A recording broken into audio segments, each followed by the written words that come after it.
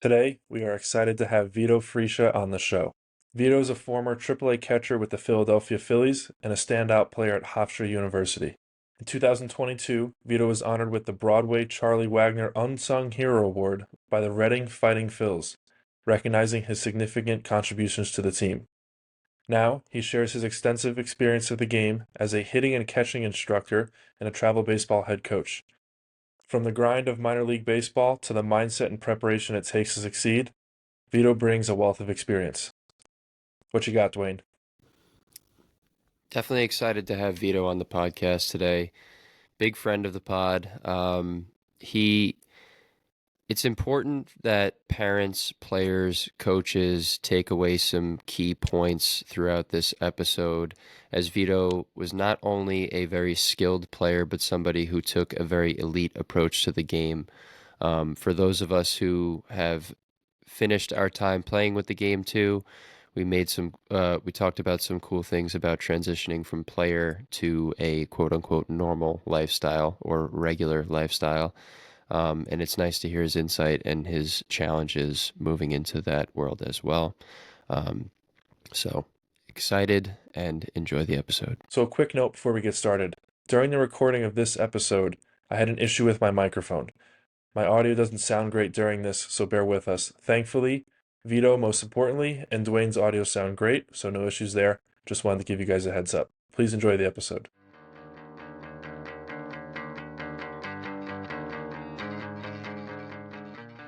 I mean, dude, like that place is just like even with the renovations, it's just oh my God. At least it's not freezing cold in there now because we're No, practicing a lot but there's in two there. temperatures. It's freezing cold or blazing hot. Yeah, yeah, yeah. I was telling Like some of the those there's college no guys way that about those that. heaters are regulated. It's on a timer Like it's just like apparently. you just like look up and then like a flame comes on. It's like Yeah. Jesus Christ. And it's just like how is this allowed to be inside with like 200 people in here? That It's like doesn't seem imagine a baseball facility with a fucking chimney in the middle of it with a fire right, going. right. It's It's also, literally what it is. it's like 5.5 And the feet one that went on suspended from the fire, they ceiling. still use. It's the same one, yeah. It's the It's same one. They didn't it's change it out. it's the same exact Well, I one. can tell you they changed So it you go out, on but fire anytime. the open flame, just feet underneath, some really good kindling in the Yeah, ceiling. but what Yeah. fascinates me is in the field area, there's a fucking net underneath those heaters. Like how I don't know. Like is that like some sort of fire retardant like material or something that they're using for the net? I don't know. No idea. That place. Or yeah, have you been doing any lessons or anything out of there, Not out of or there. just at the clinics, or for the clinics? Just the clinics. I do all my lessons out of Max Effort and Farming, Have those been going? which is like which is like the complete opposite of Center Island. Like it's What like do you mean? huge. It's like 30-foot ceilings, like nets pulled tight. You know, you're in the cage. You don't feel like you're like gonna get destroyed with like a line drive. Guy hits one to the top. You're not covering up because the fucking thing's gonna like I come I on you, received hit the you in the black eye dome. from a corner cage deflection. Excuse me.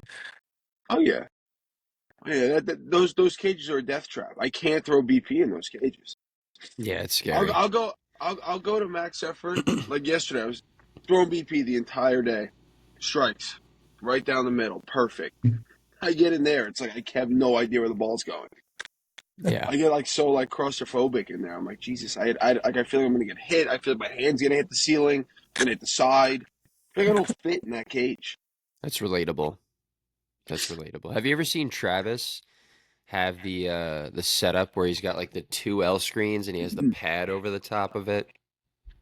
I've never No, seen him do I that. haven't Is I that haven't must be a new been thing? no, I haven't done the winter workouts or winter sessions at Center Island since probably like 2020, 2021. And there was a year where Travis was like getting hit over the Hmm. top. So he had an L screen and a field screen, and then he had like a mat over the top of him because everybody was just flaring, flaring balls straight up and fucking hitting him on the top of the head. But everybody has some Center Island fun Center Island stories. I will say though, when I was in college and I used to in winter sessions, I used to go with my Dowling friends, my New Paltz friends to Center Island, and hitting BP on the big field area was always fun, though. Like doing that was always a good time. You know what? You know what bothers me too? Like throwing BP in those cages, like the strike zones are way too high, Yes. The and kid's it's like, just it like, didn't hit the. yeah, and they're like, just throw it below. I'm like, but when everything is black and I see white, like I'm gonna throw to the white, Yeah. and it's just everything's high. I just throw everything high in that Vito, where cage, do you look or when you throw BP? I actually just look at the kid. Really? And then like as I look at the kid, like I look at his feet to make sure he's off the plate, and then like literally as I'm coming through, I pick up a target. Wow. Mark Yeah, does the same I thing. try to pick it up super late. Like I don't want to stare at something. I have to go complete opposite. I deliberately don't look. I avoid looking at the hitter. I actually use the bar, like that vertical bar in the L screen, to like shield them from my view. Yips problems, and throw at the. Yeah, I used to look at the backdrop and try to find a spot on the wall and hit that, but then like it's not perfect because you could hit the spot you want, but it doesn't cross the plate at the right time. And then I've looked at like the inside part of the. So you're looking at the plate, and then just inside of the lefty batter's box line. I've looked at that, but then sometimes that's not there. So I've settled on I just stare at the plate itself until I'm dude, throwing, and then I look middle of the zone, like at the end. yeah. Dude, Yips and BP is a bad feel. It's honestly throwing BP with the Yips is maybe worse than actually having them like to Yeah. play with. Yeah. Like it's Yeah. you know what it is? Yeah. It's like because like if you have them, it's like all right, well at least I'm like embarrassing myself and I'll figure it out. Like when you have the Yips and BP, like you feel helpless and you feel so bad for the hitter. Yeah. It's like I just keep saying, dude, I'm so sorry. I'm so sorry. Like you guys ever coach at Staten Island, like that Staten Island Cal? Yes. Do you Yeah, know those cages? Yes. I've Those are actually so been in those small. Like cages with Dwayne. those cages are like destroyed, so small. So my first game coaching last summer with the 15U like body armor team, I was throwing BP and just completely yipped up. I was like Mm. bouncing balls, like throwing it above their head, like. And then like one of the dads came over and was like, "Hey man, like you want me to throw?" Oh my god, I was so embarrassed. He's like, "No, I'll figure it out." I'm sweating. I'm like just like I'm like yelling at myself, and these kids are like, I barely know them, and they're just like, "Dude, what is this guy's doing?" Fuck. Just raging. He's like, I could throw it anywhere but the fucking strike zone, and it Yes. was just so frustrating. Oh my And god. these poor kids, and then they're like taking and taking and taking, and it's like, dude, say something. Just get mad at me. Just please. Don't just sit there keep taking pitches. Like, tell me I suck. Do something other than just taking pitches. We're Like, like, yo, help me out and swing at one of these, yeah, please. and they're just like, it's okay. It's okay. It's like, that was kind of close. Like, take a half. Like, Yeah. Yeah. Yeah, dude. I've been yipped up so bad. I had the yips for such a long period of time, and my fix for it was I stopped stepping because for whatever reason, throwing in shorter cages messed up like the timing of my throwing. So I literally don't even step. I can't step in my facility. I just stand there and just freaking just use my arm because if I start stepping, and what messed me up the most actually, Vito, was throwing to younger guys. Because I used to I've thrown BP my whole life. Like, especially catchers, you're throwing BP all the time. yeah. And, never struggled with it. It was to the point where when I played for Greg Sarah, he used to take BP with us at practice and he'd have me throw to him because he liked the way I threw or whatever. And, didn't like the way his son threw. And I would throw to him. And I took so much pride in it, and then I started struggling with it, and I could feel I had like an extra like hitch in my freaking arm when I threw. I'm like, Oh, yo, yeah. this is fucking brutal. Not a good feeling. Oh, Yeah, yeah. the younger kids, I'll just go dart throws. I Yeah, can't. I can learn. I've learned enough to slow it down for like a high school, college pro guy to throw them like a nice, easy, feel good BP. Uh, but for the kids, I'm stepping with the right foot and giving like a rundown dart throw. You know what's funny is I actually throw really good BP to younger kids, and I don't know how. Everyone's like, that's like the hardest thing to do. yeah, And I'm able just to like take a lot off of it and just like lay it right there. I don't know. And then like I actually struggle more with like that 15-year-old range. like that 13 to 15 Mm-hmm. year old range, where it's like it's either too slow or too hard. Yeah. Like the 18, 17, like you could just like kind of let it rip in there and they'll like figure it out. Like, but like that 13 to 15 year old range, they can't figure that out. So you kind of have to, but then when you throw it too slow, they're out in front and everything. So like that middle ground, I don't know where it's going. Yeah, that's an awkward age to figure And then anything out. like and then Travis like yells at me and he's just like, just back up, just back it up. I'm like, that's gonna make it worse, dude. No, I got the yips one time when I was playing, and it was my first year in pro ball. And actually, I guess you could say I kind of got a case my freshman year of college, but it wasn't like just like the typical yips. It was like throwing to like second base, which was kind of awkward. But it's Okay. because I had a hitch in my throw. But that was it, kind of like that wasn't like a hard fix, like mentally. It was, I guess, it was more mechanical. So I guess it really wasn't the yips. No, I was. It was probably about August of 2019, playing in Lakeland, and sweating my ass off. Like it was so hot. I got a guy on the mound has no idea where the ball's going. I could wring my jersey out. Sweat is dripping down my arm onto my hand. Like so I literally pick a ball, like I catch a ball, and as I'm like going to like throw it, like I feel like sweat dripping to my fingertips. And ball slips right out of my hand and I throw it over my pitcher's head. My manager starts ripping me. And he's like, "Hey, throw the ball back, let's go." Oh my God. So I grabbed some dirt, and no matter what I did, I felt like my hand was wet. And it was just like I was like choking the ball.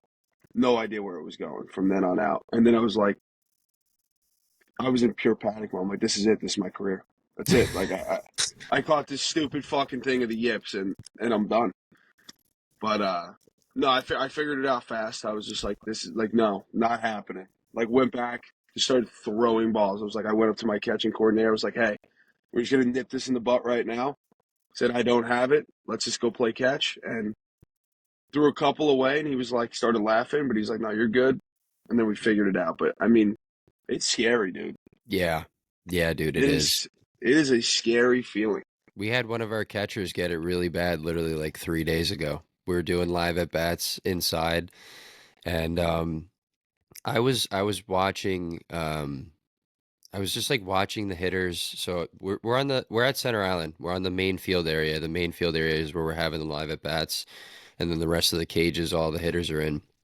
And I took a break from watching live at bats, went over to watch the cages, and then my catcher, the pitcher and catcher finish on the field, and then they walk over to the pitching coach. They get some feedback, whatever. And the catcher turns to me and he goes, "Dude, that was so fucking bad." I was like, "What are you talking about?" He's like, "You didn't see what happened?" I was like, "No, what happened?" He's like, "I literally threw a fucking ground ball, a PFP back to the pitcher, dude. Like, I don't know where the fuck the ball's going right now." And I was like, "Listen, dude, I was like, it's all right." Because the thing is, too, is he's been throwing the best I've ever seen him, too.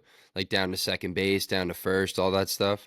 So I was so surprised to hear that. And then I go, okay, we're gonna nip this in the bud. There's a guy who has a bullpen in like 5 minutes. You're gonna go catch him, and me and the other catchers are gonna stand next to you and support you through this, and we're gonna get through this together. So all three, me, two other catchers, are standing a plate over watching him catch. He's doing pretty well. He's starting to get it. And then he catches a pitch, and I stand in front of the plate. I walk out and stand in front of the plate as he's going to throw the ball back, and it stops him. And then he throws the ball away, and then I go, "All right, on the next one, you're just going to fucking throw it right back to him. You're going to be fine." Next one, he throws it back. It's kind of like suspect. He throws it back. A couple throws, he gets down. He does it pretty well. Then he goes to throw the ball back again, and I throw my water bottle out in front of him, and the ball hits the water bottle and fucking blows the water bottle up. And he's like, "Why the fuck did you do that?" I was like, "Listen, man, I'm just trying to get in your head right now. I want you to keep yourself focused on what you're doing." And he gets it back completely fine. He catches yesterday. He's fine again, but dude, catching inside for me was the only time that I ever had like some case of the yips because I was Yeah, because throwing. this. Yeah. Yeah, I was throwing the ball back. You know All Pro. We're 365 now. Mm-hmm. So I was throwing the ball back at All Pro one time and I fucking hit the heat unit and I was like, "Oh my God." Like I was devastated. So I didn't even know which angle to throw the ball at or whatever. It's happened to everybody though. Oh, Yeah, it's just where the your worst. focus goes. Yeah. I remember well, I guess technically my second roommate, but like one of my first roommates in 19, he got it, and Australian kid signed for $1 million. Like the first year in pro ball, comes in, throws his first bullpen. He's like 18 years old. He's sitting 97, 99. Jeez. Like Jesus Christ. And then he gets the yips. But just because you have the yips doesn't mean like you stop throwing your bullpens. And then like catchers have to rotate that. So like I remember when I had to catch his bullpen, I was like, oh my God, dude, the amount of 97-mile-an-hour fastballs that are in the dirt, right? And it's just like the worst part is this kid's like a big prospect now, can't throw a strike. So every single front office person is watching his bullpen because Well, they're just just like, make it what's even going on worse. with No field.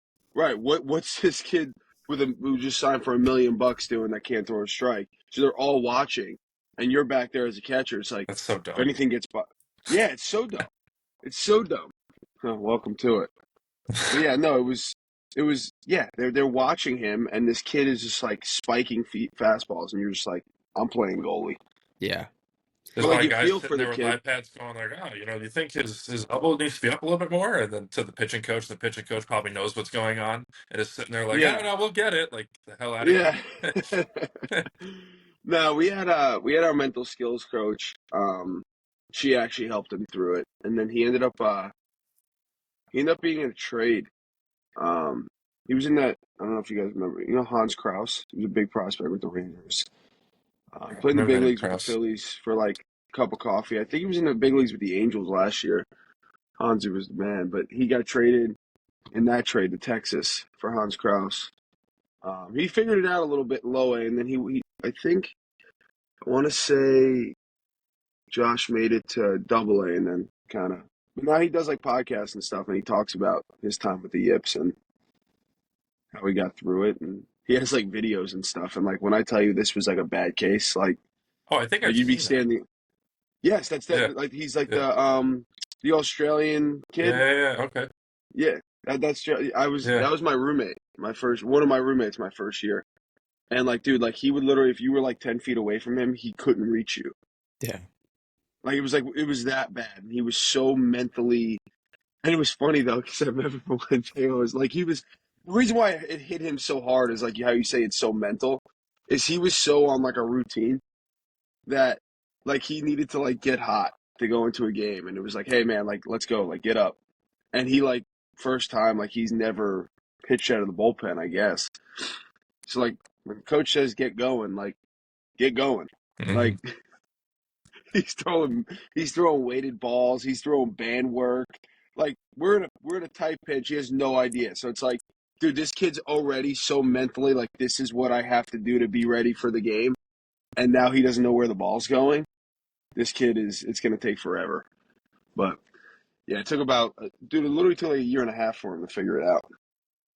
It's wild when you really first experience somebody going through some shit like that.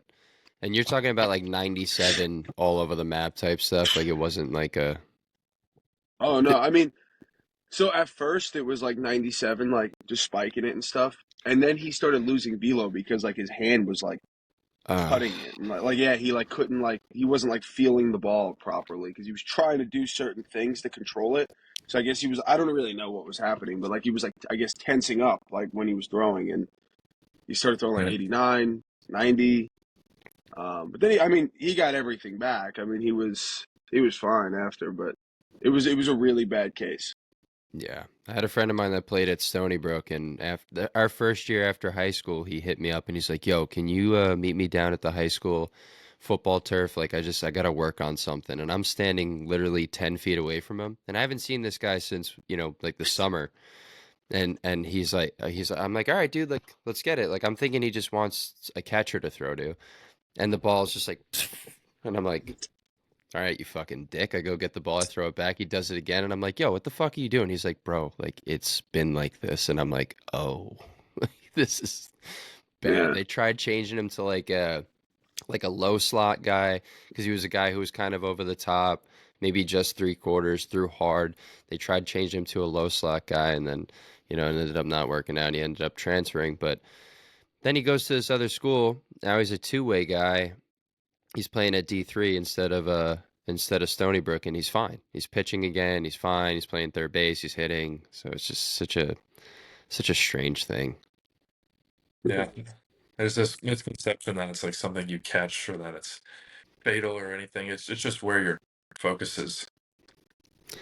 Not to make it sound easy to fix, because I mean we've been there, but Yeah. like if your attention's on your attention was on the sweat in your hand, my attention was on the pitcher not looking and where's he going to catch it, or hitting a batter or what the people are watching thinking. Like your attention's on the wrong Right, thing. right. Whereas when you're comfortable playing at a lower level or by yourself or with a friend you trust or something, then you just do it.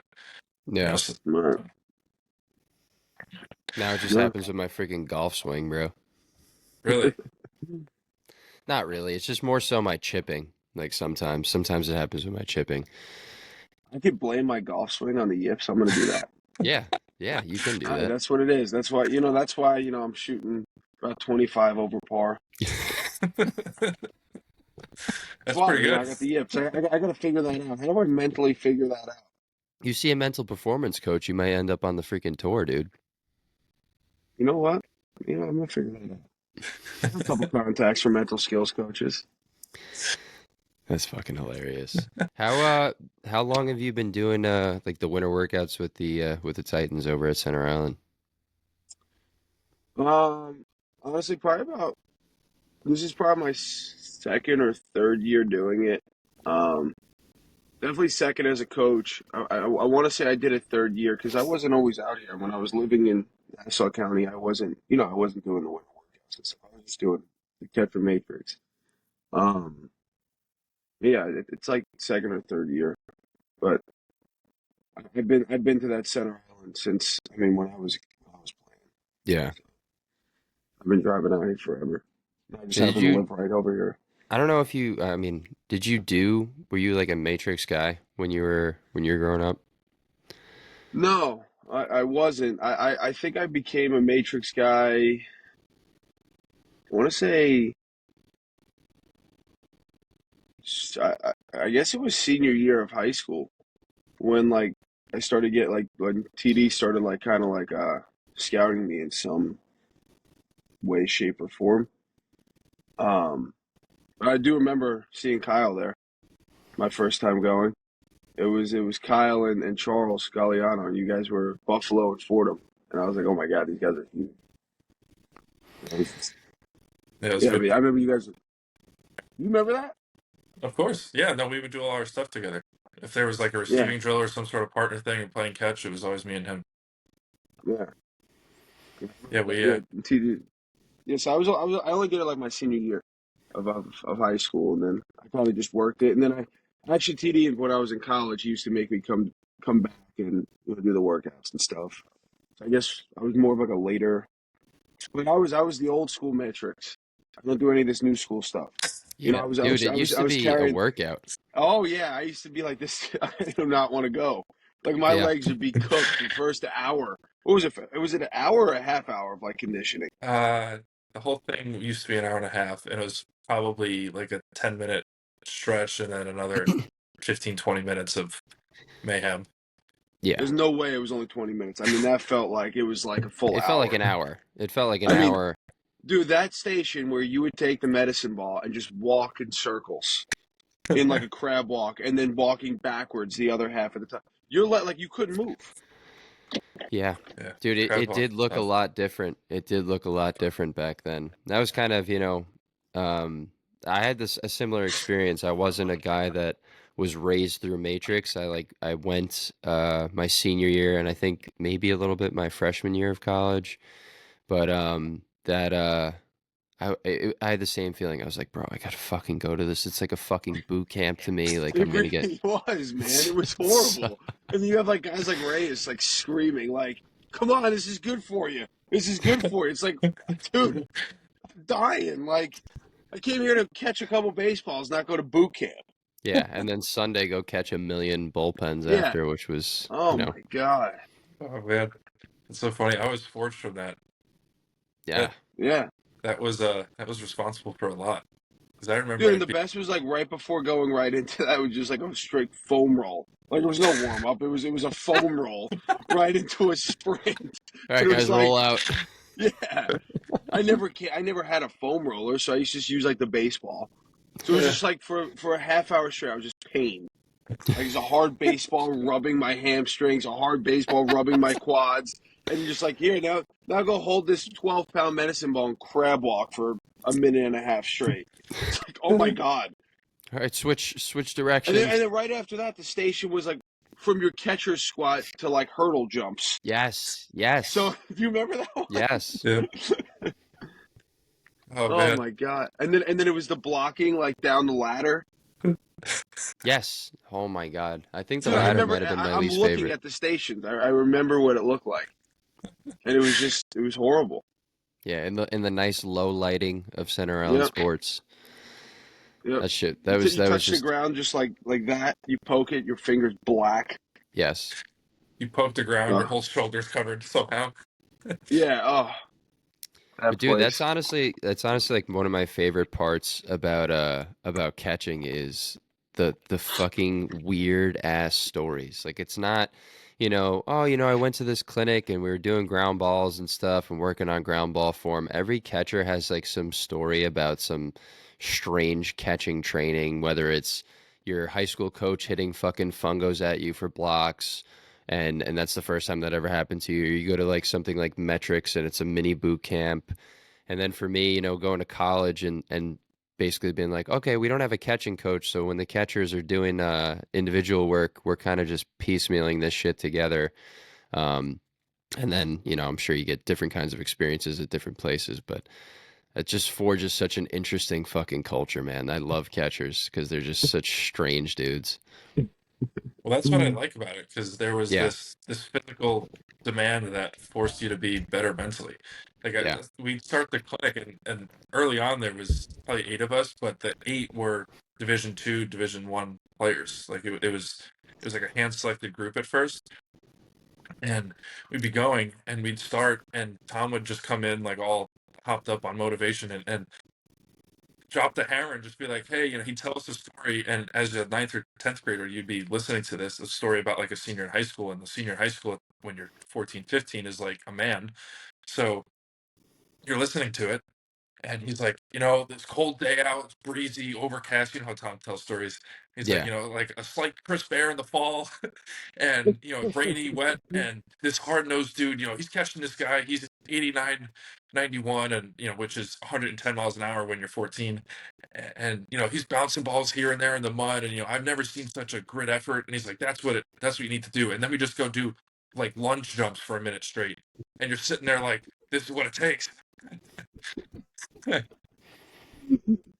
Yeah. Oh man. Oh my god, the lunge jumps. Yeah, it was straight boot camp. You know. Such I a remember. I different remember. experience to what it is now. I think I that there's. remember. Go ahead.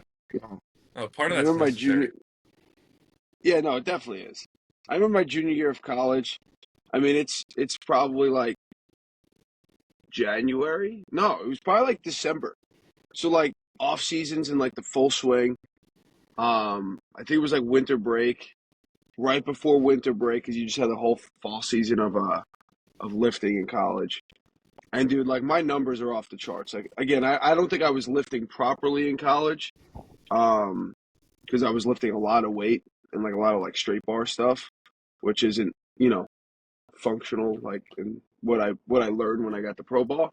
But I was strong. I was very strong, and like I think like that year I like just got finished like squatting like over 400 pounds, like bench pressing like I think I put up like 330. Like I was way too big.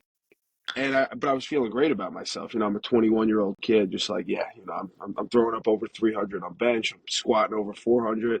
And I show up at Catcher Matrix, and instead of being like, I was like, yeah, TD's gonna like think I look great, and he's just like, hey, your ass screwed. Stay off.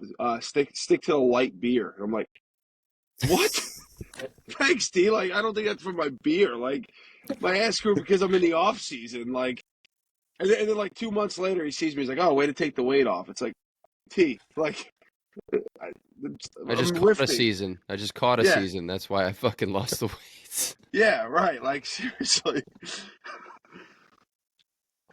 Man. That's He was like, hilarious. no, that was a beer ass, and I'm like, no, T, I'm telling you, it wasn't a beer ass.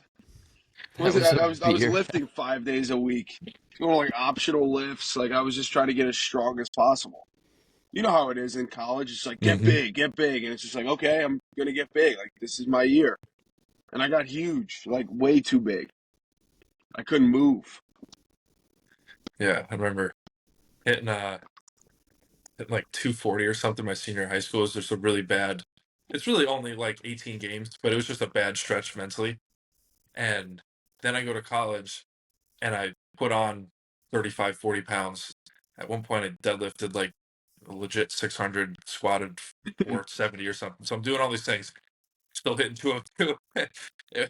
That's not going to that's not Yeah, going to be the no, answer it's until you actually learn how to hit. no, yeah, it's not the answer. Like I remember, like I was just like, I need my home run numbers to go up this year, and I just got, dude, I got the biggest I could get. Home run numbers didn't go up. I was still the same hitter. I just like felt like I actually hit less doubles because I couldn't move. I was so stiff. I was like, geez. And then my senior year, I was like, all right, no, this is not what we're doing. Yeah. Like we're gonna figure this out a little bit. My Because you get last those short-term gains, though. You know, you get those short-term gains. The ball feels in your hand. You're like, oh, this ball's fucking nothing. I could throw it 1,000 miles an hour. This bat feels like nothing. I must be able to hit the ball to fucking orbit, and then I'm still top spinning balls to the fucking pull side like an idiot. Yep, yep. Yeah, my summer going into my 5th year, I was like banged up a little bit, and the lifting situation with like the field and whatnot wasn't very good.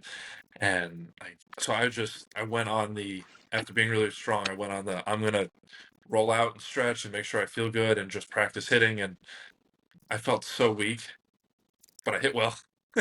Yeah, Not to say that yeah, they're related, but I think it was just more so I focused on the right things and hitting for the first time. yeah. You've No, always hit. absolutely. Yeah.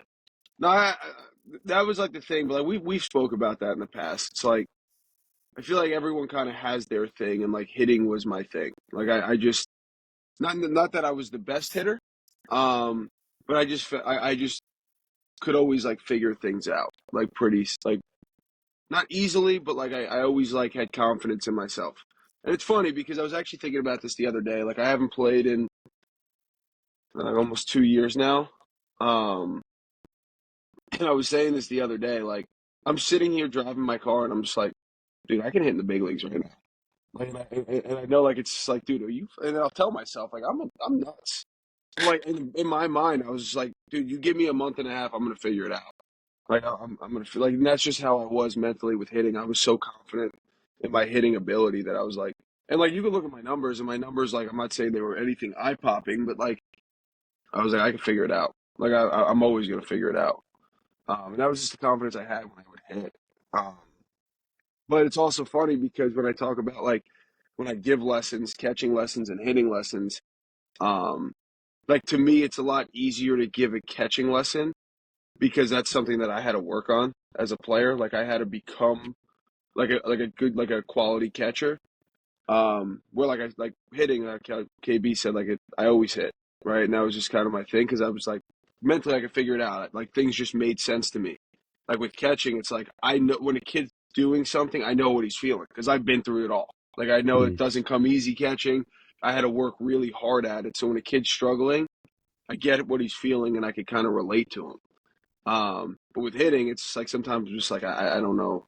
This just kind of just came simple to me. Like so like Vito, again, hitting is when you say that, like you're able to figure it out, um, for someone that doesn't really know what that is, as a kid, I don't know when that you realize that, but middle school, high school, something like that. When you were able to figure it out, like what is that like for you? What is figuring it out? um so that's actually I shouldn't have said figure it out. That's like the worst thing you could say as a hitter because once you say I figured it out, that's when a slump starts. Um but no, what I mean by it is so I thought about it like chess, right? Everyone has their move. And like everyone knows when like that 13, 14-year-old range, when a guy gets on the mound and he's throwing hard and everyone in the dugout's kind of like quiet, like looking at each other like we're kind of screwed. Like, believe me, I've been there. Like, everyone's been there. But like figuring it out was just like you got to the point in your career where it's like I don't care what the pitcher's doing. Like figuring out where I have to be, where it's like I don't care if he's throwing 120, right? So like I like the terminology of like ready at release, and like I don't need my foot down at release. I don't need, but like where do you as an individual hitter need to be when the pitcher releases the ball? That's like I don't care what he throws, I'm going to be on time. So more so like the focus on yourself as a hitter and your game plan and your like plan of attack um, was always what I was really good at.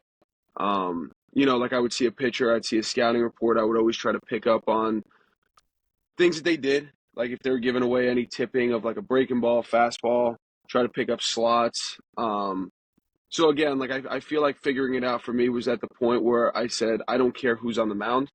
I'm focusing on my move and what I'm doing at the plate. And if I'm on time, if I'm at this point, and that just came from confidence in hitting every day and just doing, being at the field with my dad or my hitting coach or, my high school coach. And like, we're throwing BP, we're taking reps off the machine, we're taking live at bats. Just like every at bat, like even if you're just like, hey, I'm standing in here. Like, it's like, okay, like don't just stand in and waste time. Like I stood in and it's like, all right, how can I get better? What am I figuring it out? It's like at release, like where do I want to be? Like, do I feel powerful from this position if he threw 120? Can I control it if he's throwing a 70-mile-an-hour changeup? So it's like, where do I have to get to? How do I get to that point? And at what point do I have to be there? So for me, like when I was able to find that spot for me, um, I didn't feel like there was ever a time where, there was a pitcher that felt unhittable. And you started figuring this out around like high school. You started kind of queuing in on this. No. I mean, yeah, a little bit in high school, but then the game got fast again when I got to college. The game always speeds up. Yeah. I want to say I figured it out, like my total approach, probably middle to end of my sophomore year of college is when I really honed in on it. I had like that idea, but once I built like that full plan and that full mental approach to it was probably my sophomore year, and that was just like it's funny because he became the Malloy hitting coach. He was our volunteer assistant at Hofstra, John Galanudis. We would just talk a lot, and like nothing mechanically. It was just like mentally and figuring out like things about where we need to be, what the pitcher's gonna do, like building our own like little scouting reports on. And it's crazy. And that's when I started to kind of, and I'm not saying to do this, but like I would start guess hitting a little bit, like, but educated guessing. I'm not just up there. It's like I think he's going to throw a curveball here, or I think he's going to throw a fastball. It's like what the pitcher like. The pitcher's going to show you what he wants to do, right? And like you watch the game, that's the one thing like when I coach that I can't stand is when I watch the dugout and no one's watching the game. Like that's the one thing I always made sure I did, especially if there's a hitter that was very similar to me, coming up to the plate, like in size or type of hitter. I always wanted to watch how they were pitching them. Like if they're going to pitch them a certain way, that's probably how, and especially if they're successful in that way, that's probably how they're going to pitch me. So like building a little like in-game scouting report mentally, and it's like, okay, like in this count, I really think he's going to throw a breaking ball. I'm just kind of like selling out to it. Yeah. And like and people are like, oh, you're crazy. Like, why are you going to come off the fastball? It's like, well, how are you going to hit the breaking ball? If you're sitting on are you going to hit it well? You know what I'm saying? Like, it's like, you got to worry about the breaking ball a little bit if you're going to time it up well. If you're just 100% in on the fastball. So like, I would just take shots. I would just like, not all the time. I'd say like probably 70% of the time, 75% of the time I was sitting on fastball and, trying to adjust like the basic, scouting report that and approach that everyone kind of gets told at a young age. But there were times I took shots, and I took shots on fastballs too. I took shots on breaking balls, took shots on changeups, and that was just constant talking and just like building trust with it. Yeah. I mean, listen, if if you're watching the game, you know, you're cueing in on these guys, this pitcher's sequencing to similar hitters and those types of things, and you already have confidence in yourself physically as a hitter, like you mentioned, you are somebody that's always been a good hitter, then you can make those sort of educated guesses, especially in plus counts. You know, like if you're selling out to a specific location and a specific pitch type, and you only need to be right, like Coach Ronnie McKay says all the time, you only need to be right a certain amount of times in a day. And Caputo says the same thing. You only got to be right like 2 times a day. That's it, and you have a really good day. So if you're talking about a 70% time, I have to like you're describing this, and I'm imagining that, and you can correct me if I'm wrong, but it sounds like you're talking about some plus counts and hitters counts. Maybe you get a little bit of a tip in a two strike count, but sometimes in that two strike count, we kind of need to be a little bit more reactive to what he's going to give you there. No, dude, 100%. Like, yeah, I'm not just gonna sit up there like every pitch just guessing pitches, but like, yeah, Hmm. like you said, like plus counts where I'm just like, okay, I think he's doing it, or like certain counts where like he showed like on the even counts he's gonna try to break it with a changeup or something like that. But a lot of times what I kind of learned to do was unintentionally baiting the pitcher, especially in college baseball, where a lot of college baseball players they don't call their own pitches. Coaches do. So I guess you're more so baiting the coaches. So if like you look really bad on like a slider down and away and like you swing over the top of it, you're in college baseball. What are you throwing next pitch? Yep. You're throwing it again. Yeah. So instead of being like, oh man, I looked really bad there, I'm going to look for the fastball. It's like, well, that fastball's not coming. Like why would why would they throw you a fastball? You just looked really bad on the slider. Just sit on the slider, and if it's in the dirt, get a really good look at it, spin on it, and if it's right there, put in the gap. And it's like, okay, thank you for letting me know what you were throwing. That's that Like, chess like game, dude. I fucking love that. I love that. So like that was more so, and it was funny like where I brought up Johnny G. I remember we were down in Louisiana, and I looked really bad on a slider, and like I wasn't thinking like this. I like swung over the top of a slider, and they threw it again, and I like poked it like I hit a line drive in the right field. He's like, "Hey man, like way to bait him," and I'm like, "What? Like maybe bait him?" Like it's like you looked really bad on that slider before, and then you hit the next pitch on the slider. I was like, "Yeah, I guess I just hit it. I sat back a little bit more." And then that's when he started like bringing up. He's like, yeah, but like you kind of use that to your advantage and now like use it as like a power tool. And I was like, wait a minute, like that's kind of smart. And that's when I started utilizing it a lot in college. Um, of just like essentially baiting pitchers. And again, like it wasn't every pitch, but like I took shots. And listen, and I wasn't 100% with it. I failed. Like there were times where I guessed wrong.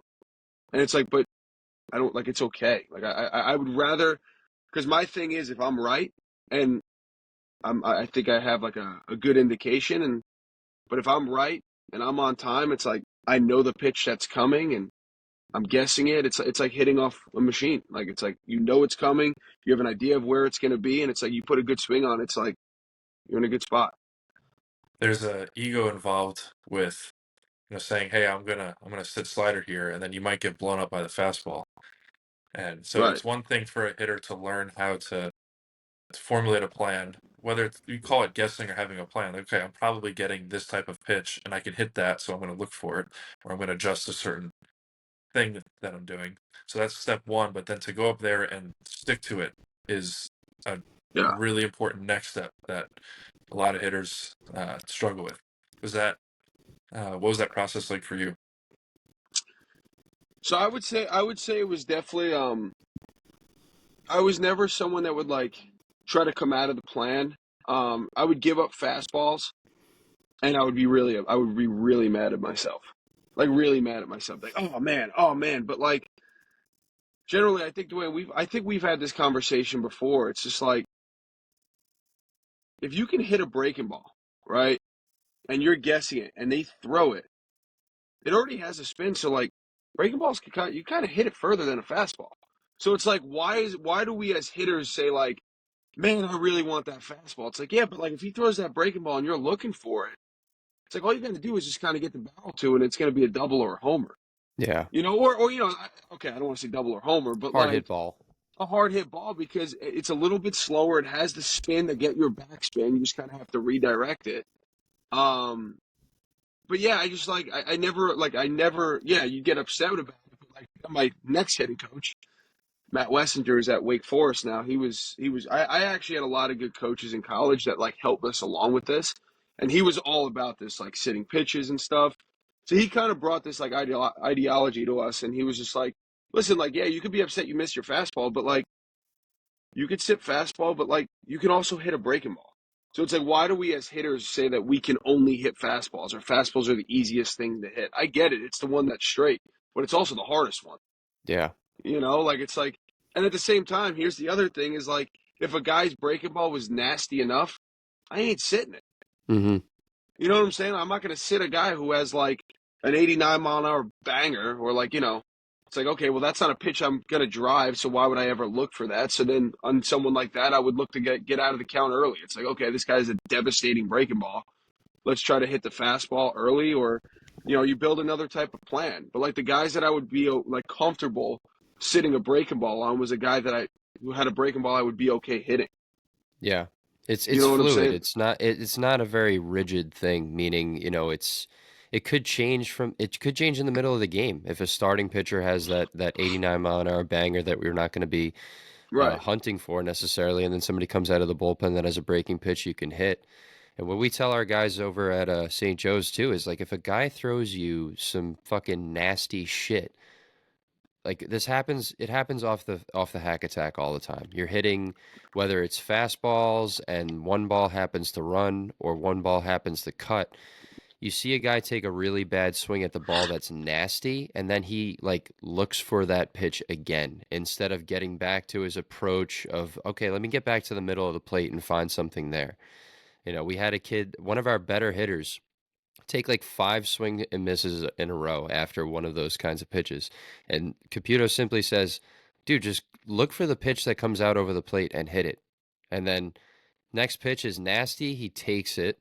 And then the next pitch is over the middle and he crushes it for like what probably would be like a double. So, just stay off the nasty shit. You got to Yeah. recognize the shape of the pitch. You need to know the profile of the pitch. You need to understand the pitcher and stick to your approach. Yeah. No, absolutely. I mean, that's like the name of the game. And like you said, like when the guys like start looking for that pitch, like when it's nasty and they swung over the top of it, like that's a common thing. It's like you start worrying about it so much that like you get out of your approach and your game plan. It's just like just got to let it go. Every pitch is a new algorithm. Like And I'm just sure you've seen it. I'm sure you've seen some guys that can throw that nasty pitch multiple times in at bat, being, playing at the level that you played at. But I'd have to say more times than not, he's not going to throw that same pitch identically and have you swing over the top of it 3 times in one at bat, more times than not. no. I mean, and if they do, and I swing at all three of them, that's on me. Yeah. You know what I'm saying? Like you have to. At what point do we make the adjustment of like how do we pick that up? How early can you pick that up? How do you like move on from that pitch? Like you can't like to me like you chase something once, got it. You chase it again, maybe you fouled it off, got it. But now it's like that pitch can't strike you out if he's already showed you twice. If he shows you a pitch 3 times in an at bat and he punches you on it, we got a problem. Like that's like the Yeah. where did you learn? What adjustments are you making? Like Yeah. to me, you gave that at bat away. Very And listen, Neanderthal approach. everyone gives at bats away every now and then. Like it just happens. It's still like throughout a season, it's a mental grind. But giving away as little at bat, like, as few at bats as possible is like the goal. And like there's that Miguel Cabrera story. Go You ever ahead. hear that story? When he's just like, I think it was like the middle of like August. He was like 3 for 4 in a game with like 2 home runs and like one of his Triple Crown years. And like he like popped up and he was like infuriated. They already won the game. And he already had 3 hits, and they were just like after the game, like Miguel, like you were really upset about that at bat. Like 3 hits, you guys are winning, you guys are playing good baseball. Like, why were you so upset after that at bat? And he was just like, it was the first at bat this year I gave away. It was like, Damn. damn, like That's it's a August, long man. year. It's a It's long year August, of not man. giving Like you up at just gave bats. away 1 at bat. Like, man, Wow. Vito, did you play with the pitch clock? yeah, How yeah. did that affect your ability to think through your approach and adjust pitch to pitch?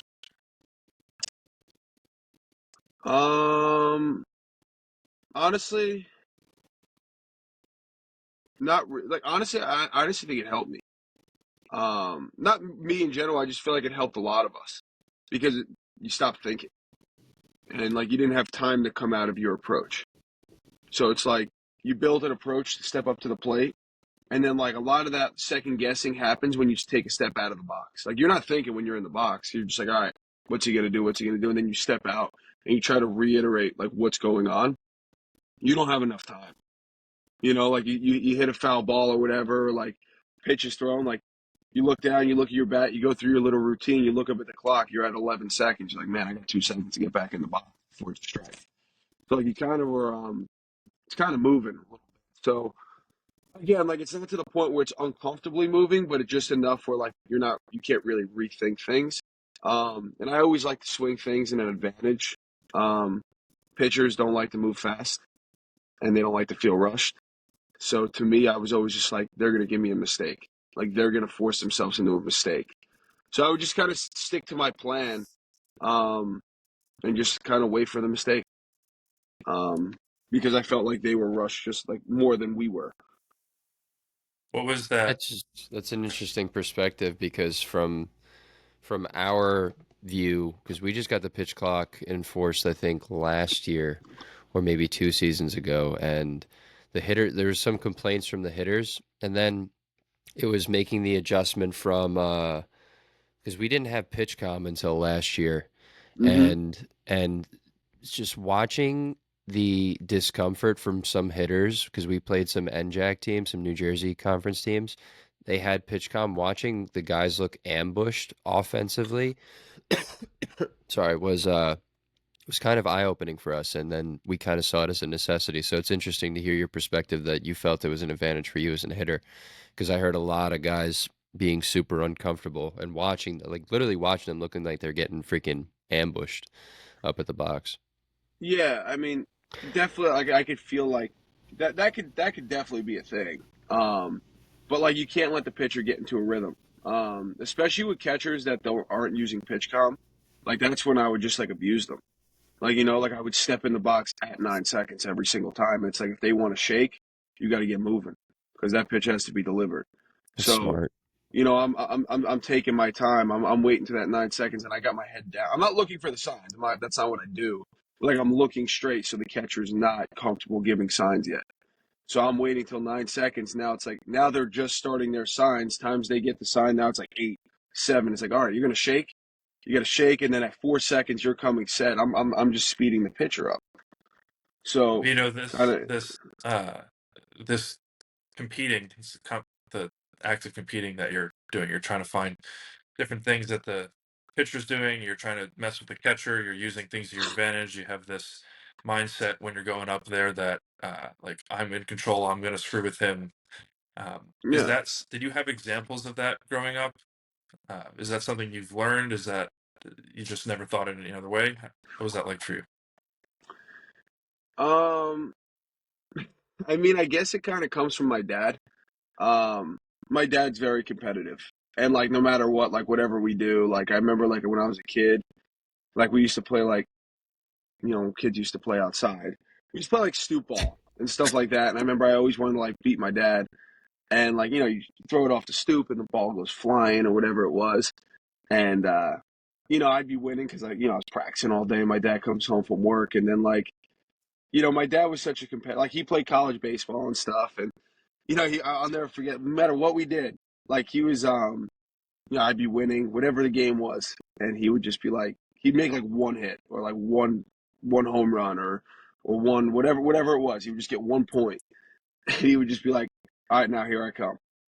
And then I remember how anxious I would get, like, oh my god, like here he comes, like he's gonna beat me now. And like mentally I would just be like shot. But then like I kind of like adapted to that, like why he like used to do that, where it's like he's so competitive about every little thing, whether that was like coaching my teams or like doing that. He's like he was always trying to find like an edge, where it was like he really knew he wasn't coming back to like from the deficit, but like mentally he was like I'm gonna make sure he doesn't score anymore. So he would just like mentally drain me, which is kind of messed up. Doing it to like your 8-year-old son, but no, but like honestly, like it helped me because like for me as an athlete, I was always trying to get like an edge. Yeah. Just trying to find like any way I could and like having like like an understanding, like self awareness. Like again, like you talk about, like I played high level baseball, but like when you look at guys with like raw talent, you got guys who could throw 100 miles an hour. You got guys who hit a ball like 450 feet. You got guys who could run a 60. Like, yeah, I can hit the ball well, but like when you look at like raw ability, raw talent, like matching up, like I physically, athletically, like there were guys that I played with that I made it further than that were way better than me athletically and physically and had more baseball tools, but like I had to find a way. Like how can I separate myself?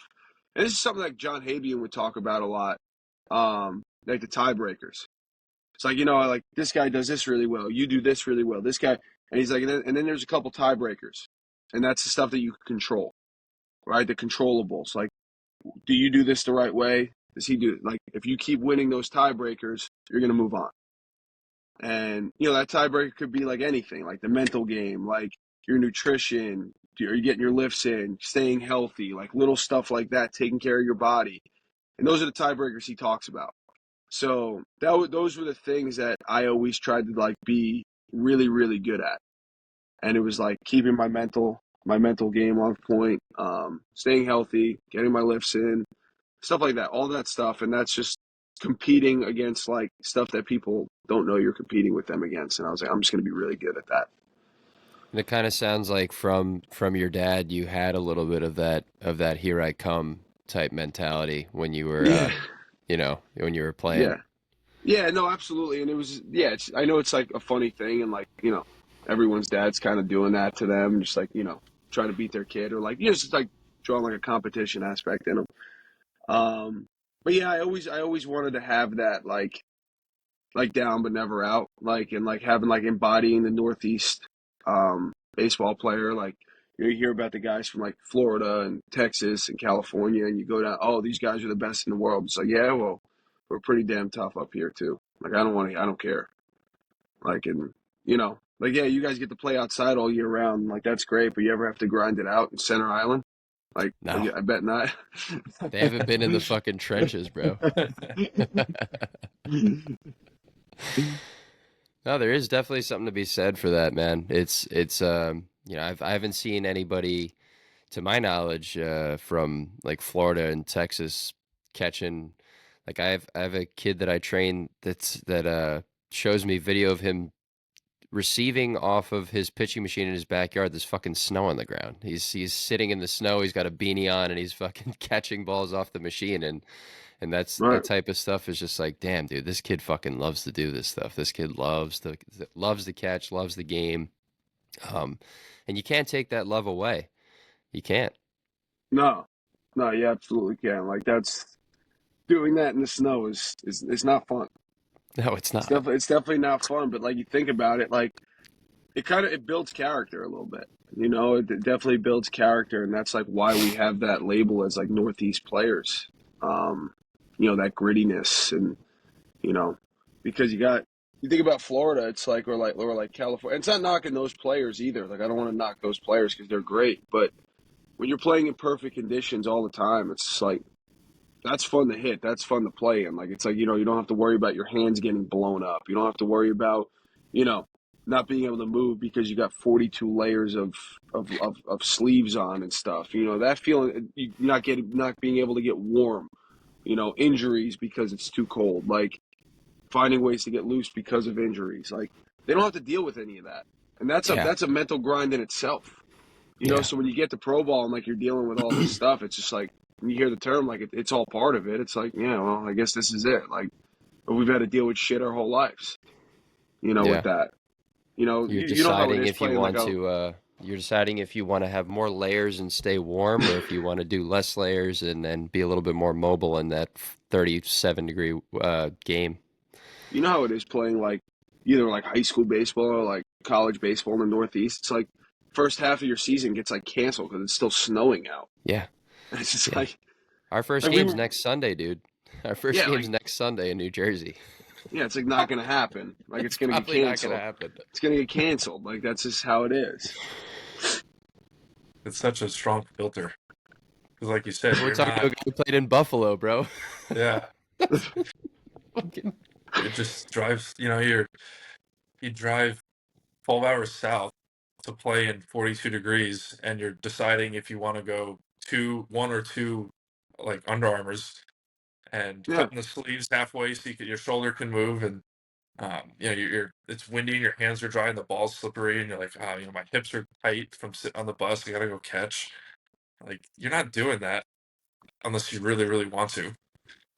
So Well, there's, we talk I about. remember we played Fordham my senior year. It was a weekend series early on in the year, and it was supposed to be home, but it snowed, and they could plow their field. So like they just plowed the snow to like the side, and like literally the umpires were like, "Yeah, like fly ball into the snow. Like if your first baseman or third baseman want to climb the snow and catch it, like that's in play." It's like what? That's electric. And it's just like, what are we doing here? And I mean, when I tell you, it was like snowed the day before, and it is like -7 degrees outside. We got our ace on the mound, this kid Jack Jet. Throws about like 93, 94, just like heavy, heavy, heavy, heavy. And like little case of the yips, like kind of what we spoke about before, which is why we made him a starter. It was just like, dude, listen, you got to go out there and figure it out. Like, you're not going to have an inning and pull the leash. Like, we're going to ride with you, whether it's like a 5-run first inning or, you go all the way. And it kind of like fixed him because he stopped thinking about it. He's like, I got no help coming. So he became really good. But the issue was like he threw like 93, like heavy. So like first inning, I go out there and I get like jammed up on a ball. I get out, and then I'm catching him. I come in, my finger is like the size of like, of like, it's like that fat. And I'm just like, Jesus Christ, I can't even like grip my bat anymore. And it's just like, what are we doing up here? Like, there is snow on the ground, and we are playing, and we got two Baseball. pitchers throwing 93 miles an hour. It's like, how am I supposed to hit? Did you have like I'm sure you did. Did you have like ever have like the blood vessels in your hand kind of Oh yeah, explode from oh catching? yeah, Yeah. Yeah. yeah. Like right, it used to happen like right at like the pads of my fingers, like right Yes. underneath my finger. Oh my god, just exploding. But like what I started to do was like really cold days, like right before we would even like leave for the game, like we'd be on the bus. I would literally put on like a latex glove, put a batting glove over it, and just keep like blowing heat in there.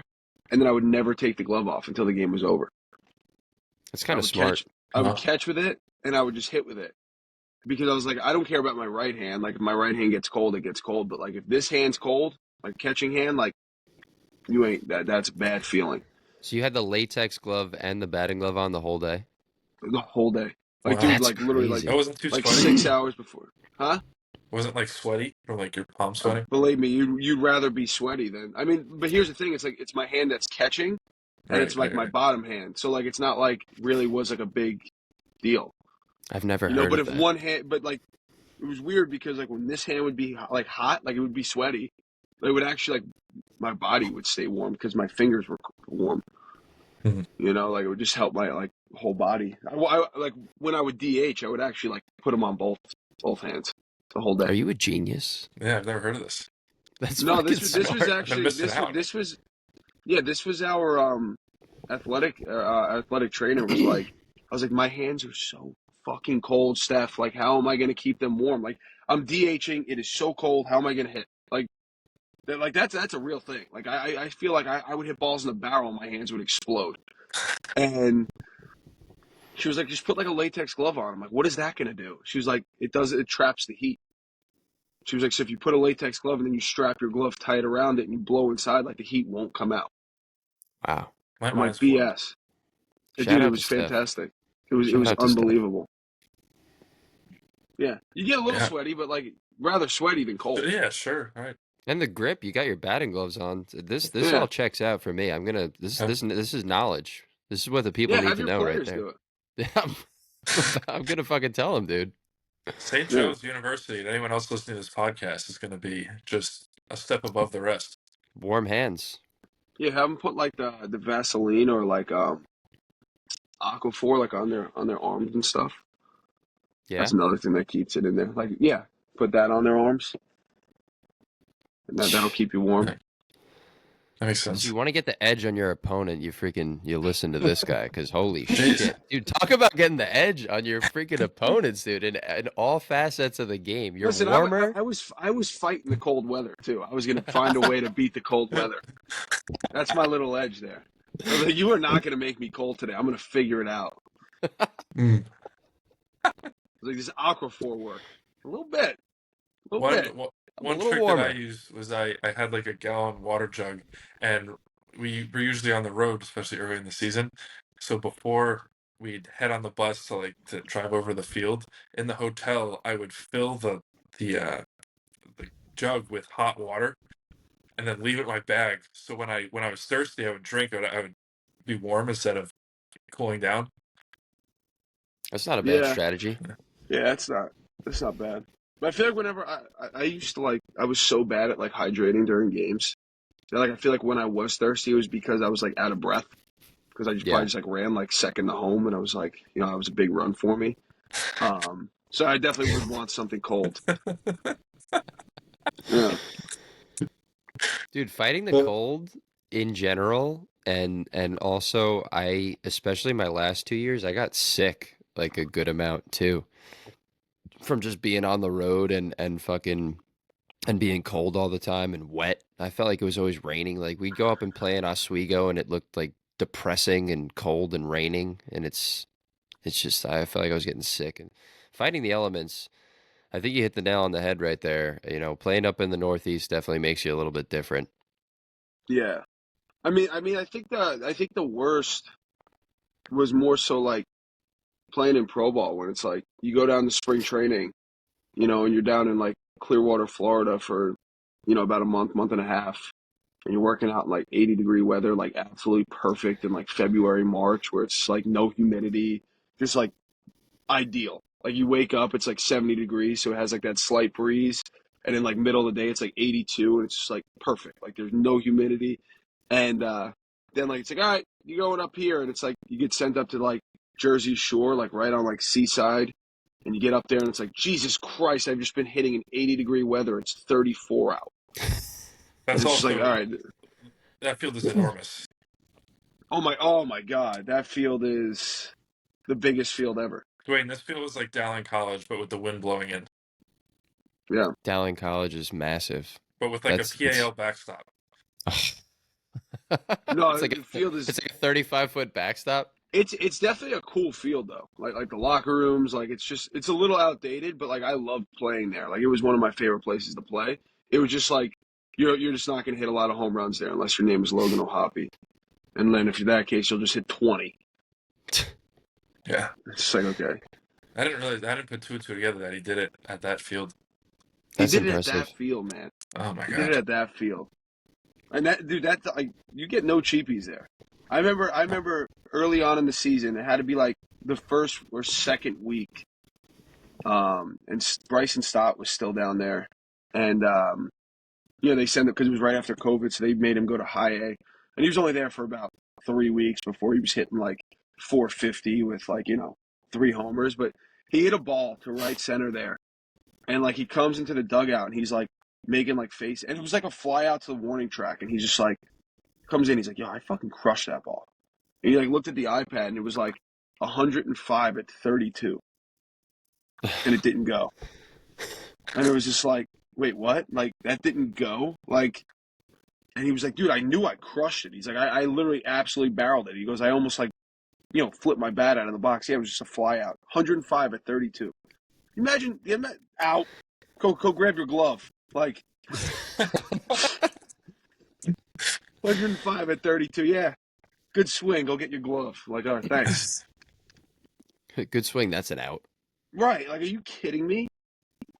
You know, kind of the opposite element. That just reminds me of that like heat stroke story. If I have that right, you're playing. Yeah. But that was in Double A. That was like in the middle of July, and I was just way behind. Like I don't know for whatever reason I was like running behind. On my timing. I guess I got into the cage late. I have no idea why. I always had like a routine. For whatever reason, I was running behind. And this was like my outfield days when I was playing a little bit of left field. And I get out to the field, and I'm warming up. And usually by the time like I'm done warming up, I'll get into the dugout. I'll have a cup of water, and then the pitcher will come walking in. And I'm about like 3/4 of the way like through like my stretching like warm up routine, and the pitcher's walking in, and I'm like, what? Like, there's no way I'm that far behind. And in pro ball, they go off the pitcher. And I guess I was that far behind. I did like 2 sprints. I come in and like, all right, whenever you're ready. Pitcher goes right out to the mound. So it's like, Jesus, I don't even get to sit in the dugout. Run out to the outfield because now we're in the first base dugout. I got to run all the way to left field. We do the anthem, warming up, still got the heart rate going. First batter, first pitch, and he's a righty. And the way we used to shift it was like kind of left center gap and kind of leave him like the hook, like the Yep. left field like line. First pitch, just like hook shot right down the line. So I'm running right down the line to go get it, and I throw it in. Next batter like hits one like down the line. I have to come across again, throw it home. Dude, I'm hurting here. I'm just like, Jesus Christ, I can't catch my breath. We get out of the inning.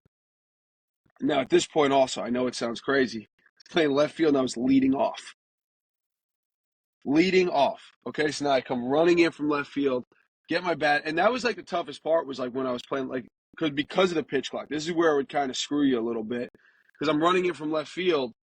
And in times like you put your glove down, you put your helmet on, batting gloves, shin guard, elbow guard. You get out there, it's like they're throwing the ball down to second base.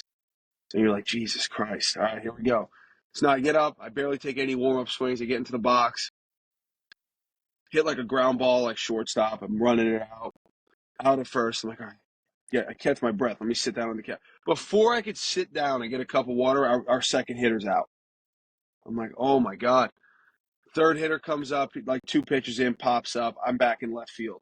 Now I'm in left field, and, like, I can't focus. Like, my body's just, like, shutting down. Like, I'm just like, Jesus Christ. So I feel my shirt, and it's just like I could wring it out. I'm like, oh, my God, like, this is bad. But I can't focus. I'm, like, I'm fighting. Like, my eyes are, like, spinning. So I come in, and my trainer, like, sees me, and he's just like, you all right, dude? I'm like, no. He's like, you look pale. I'm just like, I'm going to pass out. So they went and got me, like, one of those, like, BioSteals and, like, made it like a slushy. And then, like the little ammonia, like, bottles, and, like, making me, like, sniff it and stuff. And I recovered with, like, a cold towel and this, that, and I was drinking, like, this slushy. But, dude, like, I was, like, in the middle of, like, having, like, a heat stroke. I could not stop sweating, but I was, like, shaking. It was bad. Stayed in the game, though. I was like, yeah, I'm not coming out. Would you have passed out if you didn't do the lunge jumps and the crab walks? Oh, yeah, absolutely. That built me. That's why I was able to grit that one out, because I was doing, I was walking with my medicine ball, crab walking and lunge jumping and I foam rolled right before that. That was all the warm up I needed. With a baseball. Mm-hmm. With a baseball, because that makes you harder. Yeah. Oh man. Oh boy. That's the stuff you really can't really can't teach. It's just kind of forged into you. Yeah, no. Well, it sounds like you had some interesting competitive nature, whether it was with the other team or with Mother Nature. Did you find that dealing with that kind of adversity just helped you as you got to like the later years of your career through? Because we talked about some of your strategies for competing. We talked about some of the ways that was kind of forged or learned, and like were there kind of any points that you think you struggled mightily that you were able, like what was it that helped you get back to? Because like I gotta say, I've known you for a couple of years. It's impressive listening to the way that you approach the game offensively, especially just knowing that you were just such a good hitter. Everybody talks about how good of a hitter, and me personally, I didn't really get to watch you play or play against you, even though we're the same age. I never got to really play against you, you being from Nassau County, but my impression is, oh, this guy just he just raked, and that's just what it was. Which a lot of times, when you hear about somebody that's a good hitter, that's just what you think. You don't think about the approach and those kinds of things. So what I'm kind of curious about is when you did go through some spells of slumps or struggling or just not hitting, like what were the kinds of things that you would hone in on and focus on to help you get back to what Vito does? Yeah, I mean,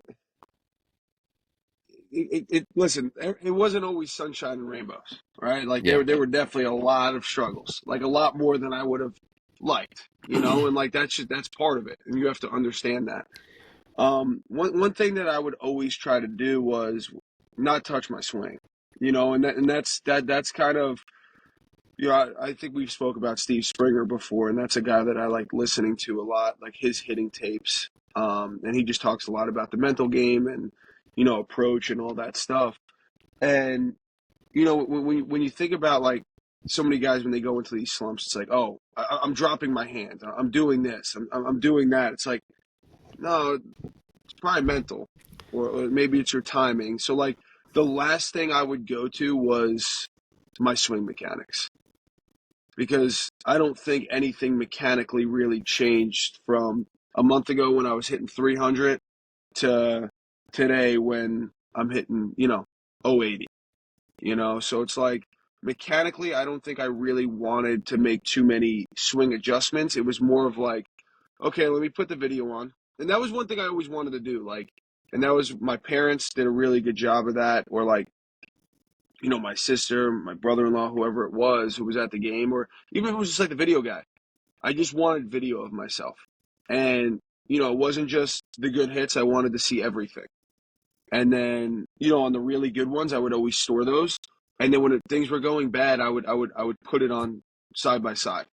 Be like, okay, is it anything mechanically? And I would just try to like cross things off, like what's going on here. And I would just make a checklist. And I would say 90% of the time it was my timing. And I figured out in double A, and I kind of figured this out with my double A hitting coach. We had a good relationship, and we would sit down and do things like this all the time. And he would do it with everyone. But my biggest thing was like, I had to have my foot down at, my front leg came down at like 17 feet from the ball was 17 feet from the plate. And if it was down there or in that general area, I was on a good time, and good results were happening more times than not. And then when you would see I was a little bit later, like 13 feet, that's when my struggles were going on. So like that's kind of like where 90% of my struggles would happen, um, was when I would actually put the film on, and I would actually be a little bit late with my timing. So that was like where I would make my adjustment. But then if it was after that, then mentally it's like, okay, like how are they trying to pitch me? Like maybe my approach is off. So again, like I hated touching my swing mechanics, because everyone knows when you make a swing adjustment, that's an off-season thing, right? Everyone talks Yeah. about that. That's an off-season thing. So it's like, how can I figure this out right now? And I hate when people, like, I have to make a swing change in the middle of the season. So for It's me, like, basically I don't. impossible, I feel like. It's It very, is. I should say It it's a really very is, difficult thing to do. because you're making something that doesn't feel natural, and you're going to make it your game swing, and it's just like you're not comfortable with it. So it's like, how do we figure out with what we have right now? So if you're going to a hitting coach, or any kids listening to this and that wants to make swing changes in the middle of the season, leave. Like, run fast. Like, that is not someone that knows or who has played at high level baseball. Because listen, I'm all for making swing adjustments, swing mechanics, and all that stuff. But in the season, it's how are we going to make the best with what we have here? Um, and it's our jobs as hitters. Like, how do we make, everyone goes into slumps. Like I said, I've been into slumps, but like, how do we make that 0 for 30? Like, how do I make it 0 for 12? So Like, what just do I on have? that topic, I'm curious, did you take at bat, so say you get into the video, you see that your foot's getting down later at that 13 feet mark instead of that 17-foot mark. Would you consciously take at bats where you're trying to feel a little bit earlier? Or would it just be, you're trying to feel that pre at bat, whether it's in your prep in the on deck circle? Like, what would your approach be? So this was a little bit different, because like this when I started to do this. This was more in pro ball.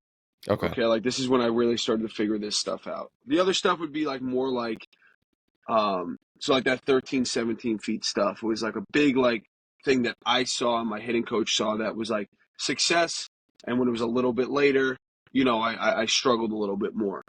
Um, so like we would have like, I would, if I had a couple bad games, a couple bad stretches, I would text my hitting coach and be like, hey man, like, can you meet at the field tomorrow, like 1:30, like look over some video, because I was watching and I think I'm a little bit late. So we'd go over it, And then we go out to the field, and we'd have the camera guy set a camera up right where that side view was. And he would set the machine up on the mound, like at the pitcher's mound, and he would throw it, and then it'd be like, okay, like, see it, try to get a little bit early. So I would try to feel things out before game and like pre-game stuff and be like, okay, this is where my timing's off. I was slowed down a little bit. Like, this is when I have to get started. And this is what, like, I would just try to break it down to a feel, right? Like, where does my foot have to be at a certain point? Like, maybe I was feeling like ride out my leg kick a little bit longer, or like maybe shorten it up a little bit, or things like that, where I was trying to like break things down to one feel, like not trying to like create my whole swing over again. It was like, okay, well, if I'm here, this will be good. And to kind of like elaborate on that a little bit, talking about like I wanted to be, my load was completely finished, and the only thing that I had left to do was my forward move, which was like my separation point or like my leg kick at release. Like that was all I had to do left. Once I got to that point, I knew I was okay. And again, like I had video review to make sure we were in a good spot. And if I still like couldn't find the timing, I would just go to a 2-strike approach, and it's all about competing at that point.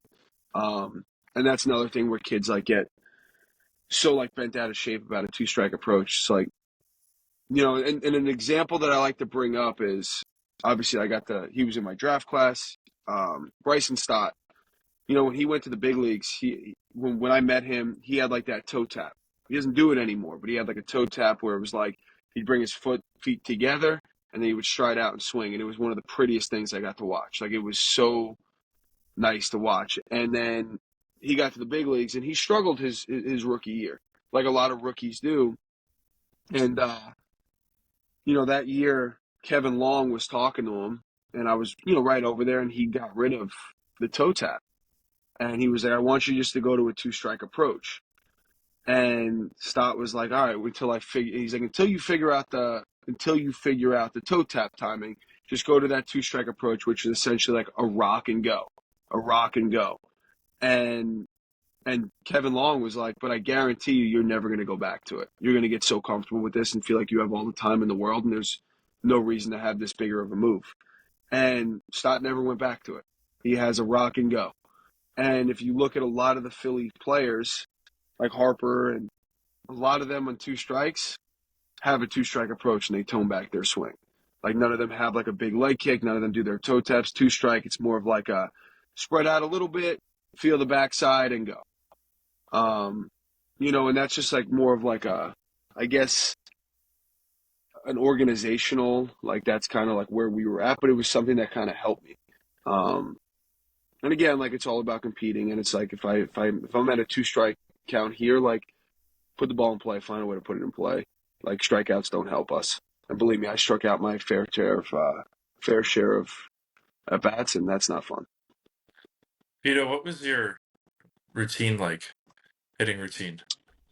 Did you have like a certain set of mechanical-ish drills that you would, you know, keep yourself honest with, or what was that like?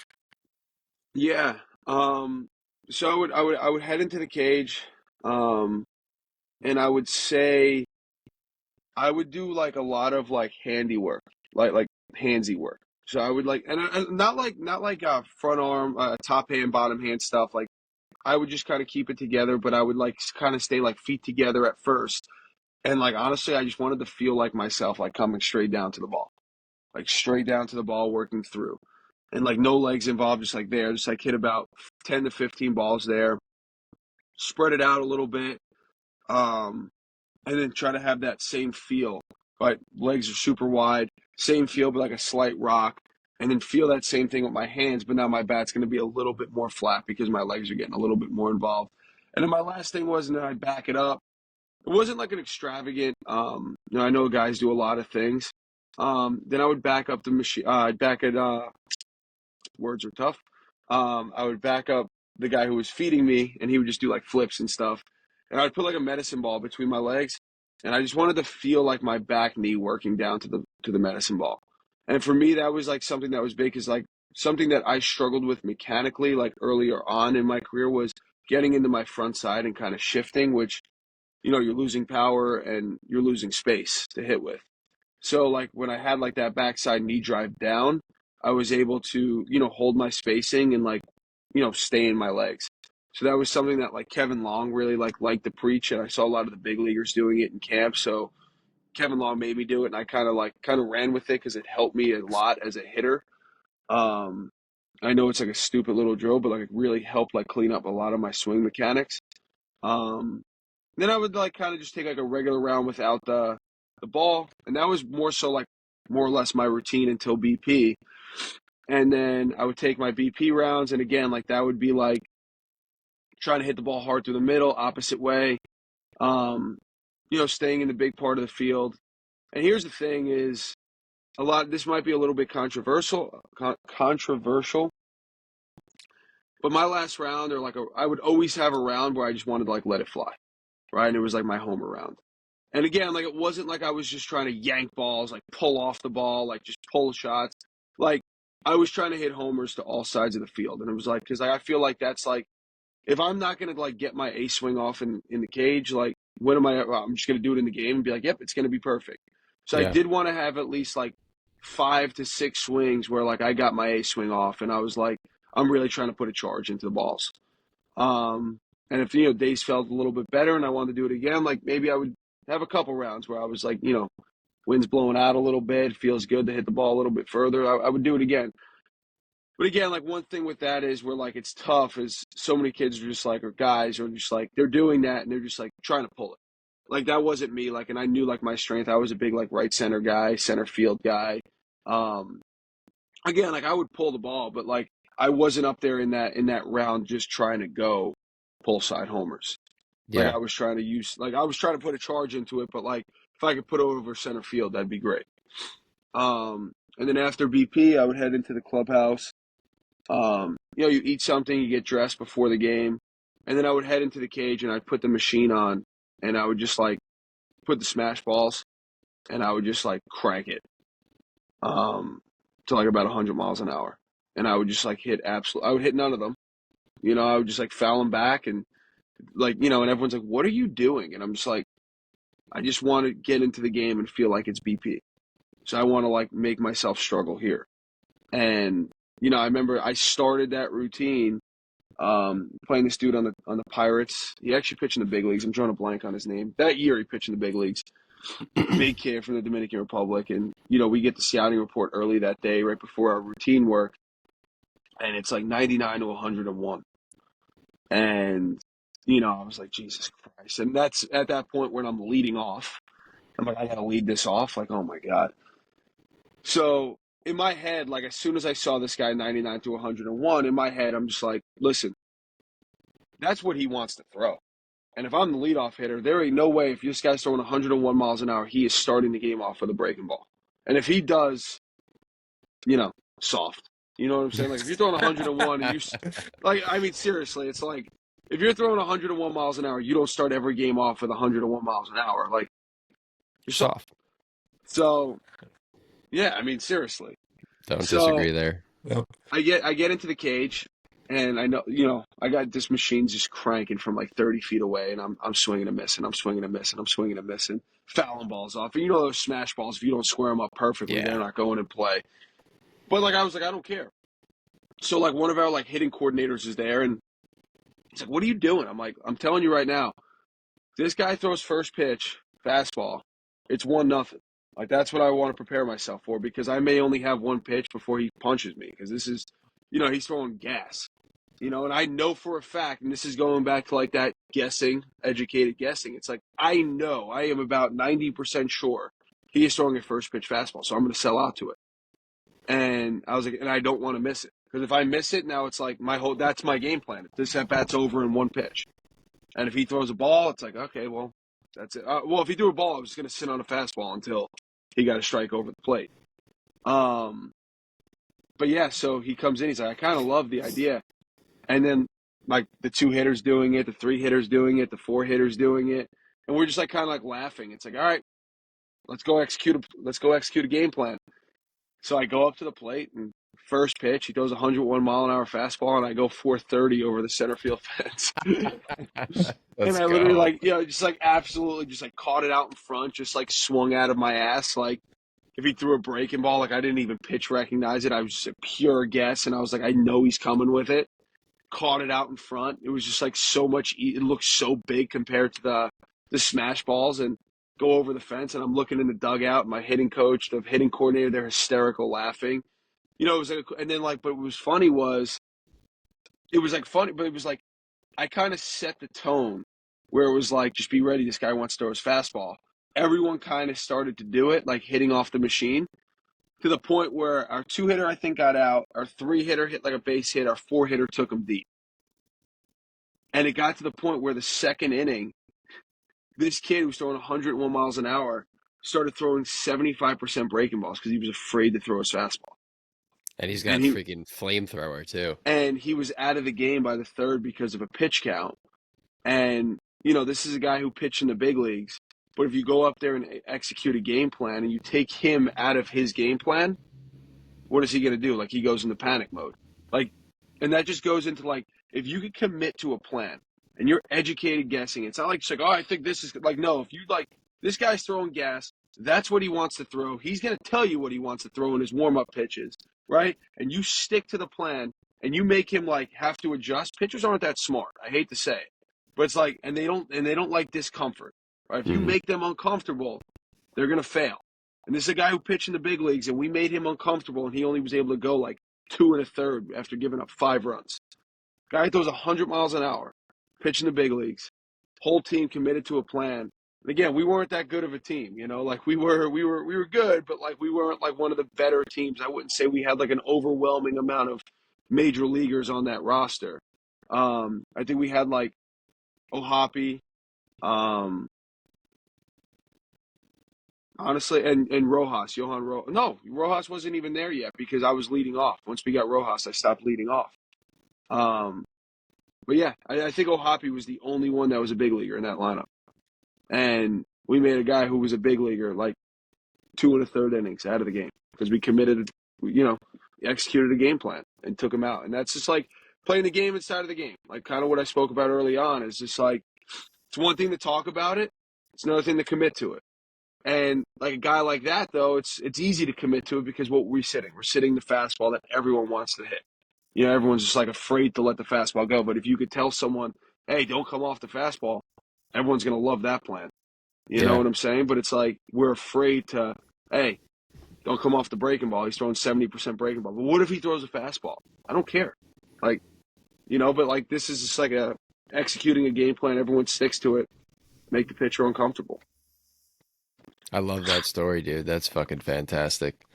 That is a good way of highlighting your points from earlier. That story right there, and I absolutely love that. It's definitely funny though, because like you guys know how it is to hit smash balls off the machine, and like Yeah, you know, like KB, like it's like one of those home play, like those eye touch machines where you can like affect like the spin, and the dude, that thing is just humming, like just zoom, and the ball's like rising, and like it kind of like shrinks a little bit, like it was just like nasty, and yes, like you get out, and I literally just hit it. And I was like, wow, that ball like kind of looked like a beach ball. You like look up, and like the radar gun's right there. It was like 101 mile an hour fastball, like right down the middle. But again, like it was like, oh, it was right down the middle. I was like, yeah, but it's still 101 miles an hour. Like that's, but like when you train your eyes, you execute a game plan. Like it's again, like we make baseball harder than it needs to be. Listen, it's hard. It's a hard game. But sometimes like the answer key's there, and we refuse to look at it because we're afraid to take chances. Like, take a chance. You know what I'm saying? Like, try to make it easier on yourself. And, you know, and one thing that Steve Springer always talked about, like on like his hitting tapes, were, you know, is it easier to hit 3 pitches when you don't know which one's coming, or one when you do? You know, if like you're just going to sit on like the breaking ball and he throws a fastball, it's like, okay, I'm just going to take it. But if that breaking ball comes, you're ready for it. You know, if I'm sitting on a fastball and he's throwing, but I'm like, I'm just going to try to sit back on change up and sit back on the breaking ball. It's like, you really ready for any of them? You know, like you're worried about all of them. Fastball, react, curveball. Like if you're worried about all of them, you're probably going to miss a mistake, realistically speaking. Yeah. You know, and like again, like when I was up there sitting fastball and adjusting to breaking ball, which I did a lot of the time. And I'm not saying just to be guessing every pitch. Like it's just like I did sit fastball and adjust it a lot of the time, but like especially early on in the count, if they threw me a breaking ball, I wasn't swinging unless it was a hanger. You know what I'm saying? Something that you see really good out of the hand. Like, I was okay with giving away a strike. That's, to me, that's okay. Go ahead, take the strike. Like, if you're gonna execute a breaking ball down and away, and it's not a hanger, it's like, that's not really a pitch to hit. Like, I'm not looking for it. I'm looking for a fastball. I'm trying to adjust. But when you hear like sit fastball, adjust the breaking ball, you're not adjusting to that nasty pitch on the outside corner. Like, that's not happening. You're not going to hit that, right? You're adjusting to the mistake. Like, if he does back one up, if he does hang one, that's what you're adjusting to. It's not you have to adjust to that. You have to adjust to that. It's like you hear so many coaches like, hey, you got to sit back on that. It's like, no, like that's a good pitch. Like, I get it, man. Like that happens. But, like, yeah, you have to just be like, if you're sitting fastball and you're adjusting, you have to be ready for the hanger. Like, changeup, he leaves high. Or the breaking ball, he backs up. Like, that's the one where you're looking to catch the barrel out front. Yeah, it's and I know we talked about this when you were talking about catching the ball out in front. We talked about pulling the baseball recently after a day of metrics, and something that I was never good at. To be very honest with you, I was never very good at pulling the baseball. Could not make the connection why there was so much topspin on the pull side versus the opposite field for me. I never understood why the hell it happened. Um, and you and I talked about this recently, about your realization of how to pull the baseball, and what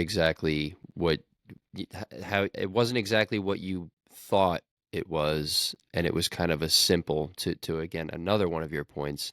It was more of a simple approach to hitting the ball pull side. So if you just want to talk about that adjustment on hitting the inside pitch a little bit better.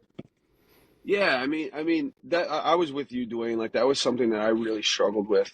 And I was a big like center, right center. That was something my hitting coach always preached. And even when I got to college, I want to say my pulling the ball struggles actually started in college. And it's not because of like anything coaches said. It was just because I didn't really do it a lot. Because like a lot of you know, I was a bigger guy. Like, you're not gonna want to come inside to me. So I just got so sustained. Like, I was just so used to seeing pitches away that when pitches would come in, I would just like fly open and stuff. But my coach in college, I'll never forget, it was my freshman year, and taking BP like one of the first days, and I'm just like launching balls over the left field fence. And, like any freshman is, like trying to like, impress everyone, just like, the big muscles, this, that, the other thing. So my coach, like Russo, like comes up to me, and everyone knows Russo and like his mannerisms and stuff and how he talks. And, he comes up to me. He's like, Vito, I'm going to tell you this right now. Because you can hit a home run that way. One day you could work at Walmart. Maybe you can manage it. And then he points to right center. He goes, you can hit a home run that way. One day you can own Walmart. I said, all right. So like that was like, and then like every time, like I think it was like my first home run in like college. Like I went like right center. Oh man, it was just like Walmart, baby, Walmart. And I was like, I'm like, yeah, coach, got it. No, but he was the best, man. Like we still joke about that stuff. Um, but like going back to like pulling the ball, it's like everyone thinks like, we need to open up to get to that, hey, open up, turn on it, turn on it. That's like one of the worst terminologies I hear, because like everyone thinks when you think turn on it, you turn your body to get to it, and like when you do that, what ends up happening if your hips are working properly and your backside's working down, you pull your front shoulder out, and then what happens to your barrel? It dips Yeah. under As behind, and if you now it's weren't dragging. turning for the other swings. Right, exactly. So now your barrel's now coming in at like this like under, and then like you're trying to like yank it, and which is why you got a lot of topspin, because like your barrel dumps behind, then it kind of like comes like up like a ping pong like paddle through the ball. Um, so like that was kind of like where I thought I was like, man, I'm just a little bit late. I got to catch it more out in front. I got to catch it, and then I just got to the point where like I was talking to, again, I'm gonna bring his name up again, was Kevin Long, and he was just like, dude, why are you trying to do too much on like the inside pitch? I'm like, what do you mean? He's like, just do exactly what you're doing on the outside pitch. Just pull your hands in a little bit. And I was like, No, it's not that simple. Like you got to understand. Like I've been dealing with this for like a couple of years. It's just not that simple. He's like, no, but it is. And then we were working on like that medicine ball drill I was talking about before, and he was like, yeah, just like feel like your hands are like getting out in front and like just dropping the barrel head on it, and just keep your front side closed. And just like he's like, because if you think about it, that's the one who explained. You pull that front shoulder open, barrel dips behind. You keep it closed, and you have a forward like move. Your barrel could get out in front. And he's like, that's all of what it's about, like getting the barrel out in front of your body, right? And like making sure you're staying behind the baseball. So like we just like literally worked on a drill where like he literally set like a screen up like on the middle of the plate, and he was just like flipping balls to the inside portion. And he's like either two things, like he's like if you dip open, that barrel's gonna hit. He goes, so you got to keep your hands tight and feel that barrel release out in front. And we did it on the field, and we really just like every day like that, kind of for a little bit, that like became part of my routine a little bit. But again, like yeah, it's more of that just like keeping your swing path, keeping your swing direction. Just don't think like kind of what I spoke about before. It's like when we start thinking that we need to make mechanical changes because of certain things, that's when we kind of screw ourselves up a little bit more. So I just Well, feel in a like it way, was that more. that is kind of a mechanical change, not an overhaul. They No, didn't like change who you were necessarily, but that was, if no, I I'm understand I'm correctly. saying I'm saying from like I tried to change my swing I to see. pull the baseball. So like what they kind of did was mechanically trying to go back to like what I do to every other pitch, but the inside pitch. Because I would stay through the outside pitch, I'd stay through the pitch down the middle, and then this pitch in the inside, I would just like fly open and like dip under because I thought that's what I had to do. So that's where I struggled was on the inside part of the plate. Um, so like when they did do a mechanical change, it was more so like just like trying to feel out like that closed, like front side closed feeling, and letting the back side open my front side up, Right. not pulling open. Yeah, I think to your point earlier is those are the kinds of adjustments, if they are mechanical, that you can make Right. during a season, because it's Yes. taking something that I want to do and making sure I do it consistently, or giving myself a little bit more of an advantage on a certain type of pitch rather than go ahead. Right. No, no, no, no, no. I 100% agree with you. Like more so like redefining your mechanics, like making sure like what you're doing is like you're doing it properly. Like what I was Mhm. saying before, like not making mechanical adjustments, like doing something completely different than what you've ever done before. Right. Like that's what I don't want you to do. Like that's what you Changing a shouldn't be timing doing. mechanism's But like if tough. you're gonna make a mechanical, adjustment, it should be something where it's just like, well, your tendency is doing this right now, but when you're going right, you're doing this, or like, you know what I'm saying, like, or like if it's something that's really haltering you hitting, then yeah, you got to make an adjustment. You know what I'm saying? Like mechanical adjust. I don't want to say I should have rephrased that, where it's like you That's. shouldn't I just make wanted to clear any. it up for the kid that doesn't. We're obviously on the same page, and I know you meant when you Yeah. said it, but I'm just thinking like the 14-year-old that's like, no, I can't do this because it's July. No. Yeah. Yeah. Yeah. Yeah. Yeah. Yeah. You struck No. out Yeah. If you 40 times in a row, Jim. no, if you need to make a mechanical adjustment because it's something like that's going to affect your ability to succeed, yeah, then you're going to have to make it. But like, still, like I would try to check all the boxes before I would make anything in season. Yeah, I Like really I would like try that to. you highlight your process of what you would look at first. Like, Yeah. how's my timing? What pitches am I swinging at? How's my Right. focus been? My mental process? Is there something glaring? Because a lot of times, most mechanical flaws are symptoms of the other things. Right. Like Right. if someone's late and they're on time for a curveball, but they really want to hit the fastball and they're late for it, they're gonna rip their shoulder open and do all these Right. things. Yeah. But that's not Right. the issue. That's the symptom. Right. Exactly. Yeah. Yeah. I like I 100%. like how you brought up, you said, 90% of some issues were timing related. And, especially we're getting into live at bats right now for the college guys. We're hitting off the machine a lot. And how much of you hear, my hands at them, I'm turning, whatever. And I'm just like, bro, like you're late. Like they're not wrong because they're feeling like Kyle just said that symptom. But I'm like, dude, you're so late. It's not even funny. Like, let's Yeah. get earlier and then let's make adjustments early. I know we Right. talk about seeing the ball deep, hitting the ball the other way. That stuff is super important. But I feel timing wise, you can make adjustments with early. We can't make adjustments if we're starting our sequence too late, essentially. There's a difference between seeing the ball longer and being on time with your sequence. Yeah. No, yeah, I mean, absolutely. I mean, like that's one thing is like the machine is like, and Dwayne, we spoke about this at, I don't know if it was a workout or like catcher matrix. We were just talking about hitting, and it's like, you watch a kid hit off the machine and like they'll be late on like 12 in a row and they don't make an adjustment. But then when you tell them like to be like, do it like this, and you tell them the timing of things, then they're super early and they're giving you a look like, what is that? And it's just I like, don't well, want to no, do it's that. actually, yeah, it's actually better to be early than late. Like late's a helpless feeling. Like you don't got a chance. If you're early, you could always slow yourself down. Like early's not a bad place to be. Like I'd rather be early than late. Yeah.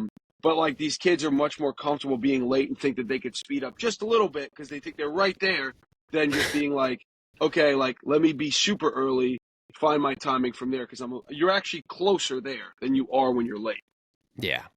I You love know? that. The fouling the ball off and somebody's, oh, you're right on it. I'm like, brother, you are late. Yeah, you're not right on it. If the ball goes straight back and you foul it off, you're right on it.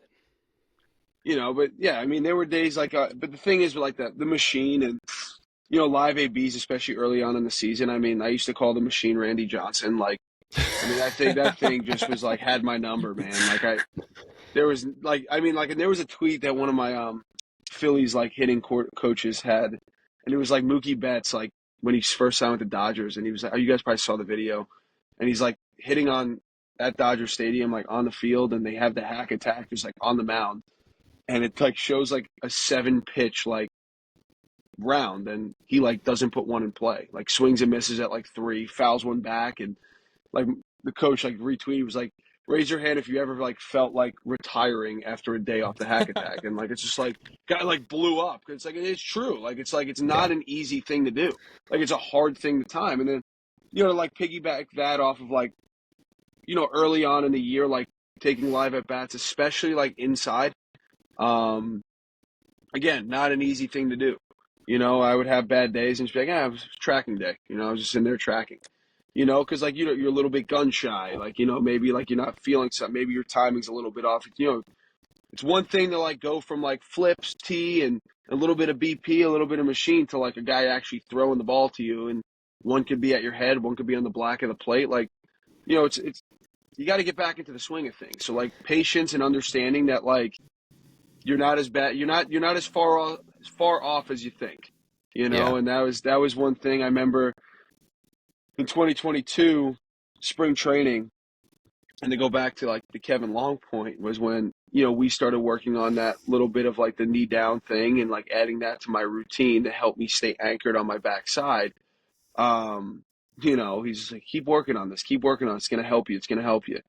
And we were doing live at bats, and no joke, I started out 0 for 10 with 7 strikeouts, and I'm like, bro, not only is this not working, but it's going to lead to me getting released. Like, this is just not it. And and I think what kind of like kept me from like sticking to that plan was like that was during the strike. So like the big league coaches were allowed to like be with the minor league players because the big leaguers were on strike. So like everything we did, like the big league coaches were there. So like Kevin Long was like watching like all my at bats, and he was like, "Hey man, look, you're right there. Like stick with it, stick with it." I'm like, "Is this guy like lost? Like this one of those dudes that just like doesn't know what he's talking." But like, man, I just was like, you know what? Let me just stick with it. Like this guy's the big league hitting coach. He's got a couple World Series. Like this guy knows what he's talking about. He's very well respected. Like let me listen to him.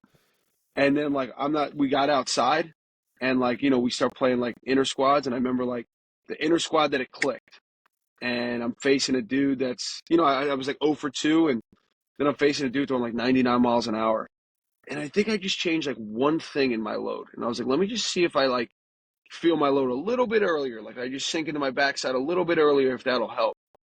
And I put a ball like left center gap, like well out, like onto like the mini field, like home run. And I was like, oh my God, like that was like 99, but it felt like I had all the time in the world. And then I proceeded to have like the best hitting spring training of my life. Like I just like felt like it didn't matter who was on the mound. Like KB, you know how like it is with catchers where it's like you kind of like split the game and like you usually get like 2 at-bats maybe. Like there were Mhm. like I didn't go a game in that spring training where I didn't get a hit. Like it was just like I was hitting like 450 with like 5 home runs, and I'm like, dude, I'm going to the big leagues. Like this is wild. And then obviously it didn't happen. Like no one stays that hot, but I was like, oh my god, that's where I told myself I was like, I got it figured out. I figured it out. Like I'm just going to be the best hitter ever. And then I got humbled and started out the season really cold.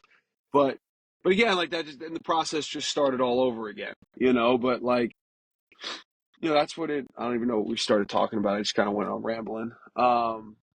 But yeah, Well, that's great. Talk about timing. I mean, that's what your adjustment was. yeah, But I yeah, think yeah. what you're alluding to is really interesting because that's such a scary thing to go through as a hitter, where someone's who you respect, or at least you taking in their opinion on something, and you're like, okay, I think this should work. You start making the adjustment. Maybe you're kind of believing it a little bit, or not so sure, and then it doesn't work immediately. Now, if you feel late on a pitch, or something doesn't work, and one day of lives, then you're kind of like, oh, okay, yeah, we'll keep working on it. But 2 for 10, or over, whatever you said it was, 0 for 10 or something Over 10, across 7 spring. strikeouts. Yeah, so that over the course of the spring training, especially like you said, you're getting a bat or two, a live at bat here and there. That's like 4 or 5 days, and 4 or 5 days in spring training feels like 2 weeks. Oh yeah, So for oh you to yeah. then stick with it and experiment and try to be curious about something, and that's a very hard thing for players. That's, I think, our biggest struggle as hitting coaches is helping, like, nursing players through that. Yeah. Yeah, you know what it was like. I think what helped me like stick to the plan was you know when I would hit off like the Rapsodo, not the Rapsodo, the hit tracks or like the Hawkeye or anything like that, like TrackMan, all that stuff. When I would hit off that in like a controlled setting, whether that was BP, machine work, my numbers were a lot better. Like I was hitting the ball harder. I had a lot better backspin. Like the spin on the ball was right. Um, and the way I was able to utilize the whole field, like I felt really good. So my whole thing was like, I think that's why I trusted it because I was like, if I could figure out how to use this style, like what we're doing here, if I could use this in the game and I could feel this way at the plate, I'm going to be in a good spot. And I think what that kind of taught me was sometimes for hitters, like someone could be teaching you the right thing, um, but you have to have your own way of doing it, right? Like you have to have your own feel. Like like okay, this is what you did, this is what you felt, but that's not what I'm gonna feel. That's not what I'm gonna like. That's not how I'm gonna do it. I'm gonna take what you're doing. I'm gonna take what you're telling me, and I'm gonna make it mine. And that's kind of like where like I wasn't just like okay, I'm just gonna think knee down to the ball. I'm just gonna do this. I'm just I broke the whole thing down. Where it's like okay, maybe if I like tweak my load a little bit, where it's like if I feel hip down a little bit more, if I coil a little bit more, if I don't coil a little bit more, if I start a little bit open, if I could get to this point, and just tweaking little things to try to make this feel natural and make it my own, right? Because it was like everyone has their thing and everyone kind of does their, you know, own little routine where it's like this is working. Like I'm seeing the results here. I'm just not getting the results I want in the game. It's like, but how Well, it do I sounded get like there? you understood what you needed to change, and you understood how you could evaluate if that was working or not in practice. Right, And like you had a coach there, uh, you know, helping you along with it. But at some point, you were either you took it on your own, or you were given the space to figure that out for yourself, rather than, hey, you know, oh, you're late, or get your foot down, or back knee down, and I yell that at you, and then if it doesn't work, then I just yell something else. right. Whereas like you had ownership over that because you Yeah, figured it out in a sense yourself, even right. though you were guided by someone else. Yeah, no, absolutely. And that was something that was like really cool was like they were like that whole spring training with like the big league coaches is like they were a lot more like lenient where it was like they understood that and like that's kind of where I got like my first taste of like what the big leagues would be like. Because in the next year I ended up getting to go to Major League Camp. Um and I got to watch it, and that's where I kind of like really got because like when I was going through that, I was doing certain things, but I wasn't really understanding what I was doing. You know what I'm saying? But then when I got to big league camp and I saw what the big leaguers were doing, like how they were all trying to essentially have like similar movements, but they were all making it their own, right? So like when you watch guys like Bryce Harper hit or like trying to think of like other Bryce Harper was a really good example. Like okay, Juan Soto hit, Bryce Harper hit, you know, Trey Turner hit, JT Realmuto hit, Jose Altuve hit, like just naming a bunch of big leaguers. Like when you break their swings down, when you watch it from the outside looking in, they all look different. But when you watch them in slow motion from the side, a lot of the movements that they do are similar, right? And they're trying to accomplish the same thing, but they're doing it in a different way. So like everyone like was told, I'm sure, similar things of what they should be doing with their swing, but like what we're seeing is their form of it. Like this is like their art. This is what they came up with. This is what they're going to use. You know what I'm saying? This is like, okay, this is what they have to do to get like anything from their stance, their load, their leg kick, their swing. This is what they came up with, and this is what's going to work for them. Movements are similar, but you know the process is different. You know, so like when I watched them do that, I was like, okay, like what they're doing. I see the back knee, I see the back hip, I see the load, I see this. Everything's there that I'm trying to do. I just got to do it my own way now. I don't want to try to be Bryce Harper. I got to try to be the best version of myself. You know, I see what he's doing, and I got to try to feel what he's doing, but I'm going to do it my way. So well said. That's it, man. Yeah. I mean, that's unfortunately myself and I think Dwayne would agree didn't really figure that out from hitting until well Nope. into coaching. Nope. I mean, listen, But it's a lot easier said than done. Like it's not like, you know, it's like, yeah, you figured it out late, and it probably would have helped you in your career. But like again, like I don't want any kid to like hear this and be like, oh, that's it, I got it. Like, no, listen, I don't mean to imply that that's what it was like for you, but just you realizing that okay, there's a lot of things in common. These things have to happen. right, The best in the world do this, but it looks different.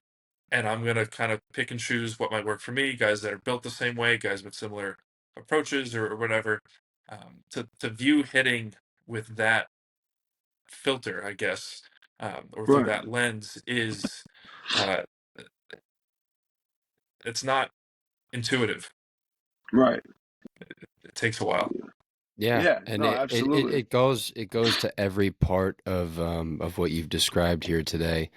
Your competitiveness, and honestly, dude, I've known, like I said, I've known you for a couple of years. I know you're a smart baseball guy. You're a good baseball guy, but after talking with you today, you're fucking really smart with your approach to doing these things. Whether it's your hitting approach to like in game, that chess game you described, to approaching your swing mechanically. It's very smart, you know, and to kids that could listen to this, parents, other hitting coaches, whatever, that I don't necessarily see that a lot from kids. And number one, in their own ownership in their swing. And I know I'm not asking you to think like a minor league baseball player. That's not what I'm asking, but just to kind of shed light on some, hey, this is your swing. And Caputo talked about this on the podcast yesterday, um, or on the last episode, I should say. And you don't just go to a lesson and get some sort of fairy dust sprinkled on you, and all of a sudden you're a better hitter. You know, there's no guarantee that you're going to get better by doing a 30, 45 minute, hour long lesson. It's about what you learn along the way and then how you take that ownership the way that you're describing here.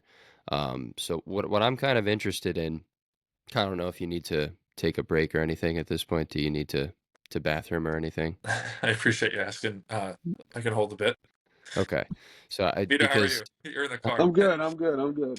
okay, I wanted to check in with you there because I know Actually, you we're know what? Since we already did it, why not? yes. Okay. Yeah, let's do that now because I do Dwayne want to knows me well. I want to start to get into some instructional things with Vito. It's good shit. The guy's a fucking Poindexter of hitting. Poindexter. All right. Poindexter. All right. I haven't heard that in a while.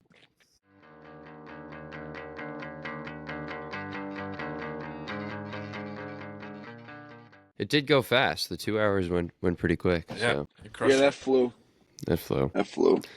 But we talked a lot about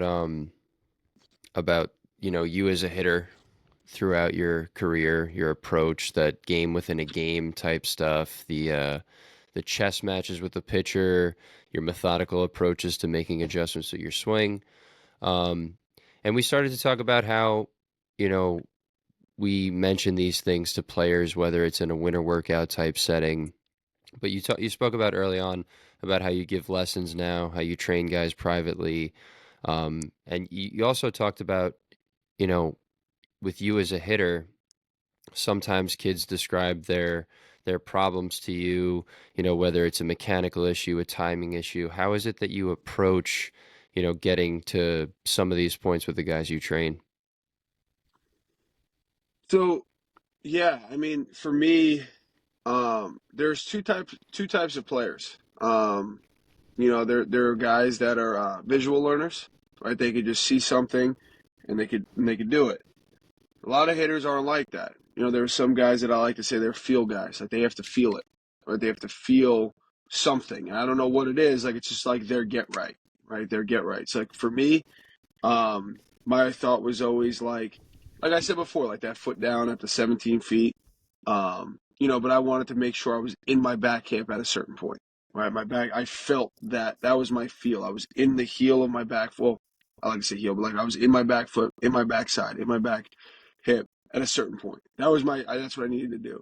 It was funny because I had this conversation with like one of my hitters, I think last week.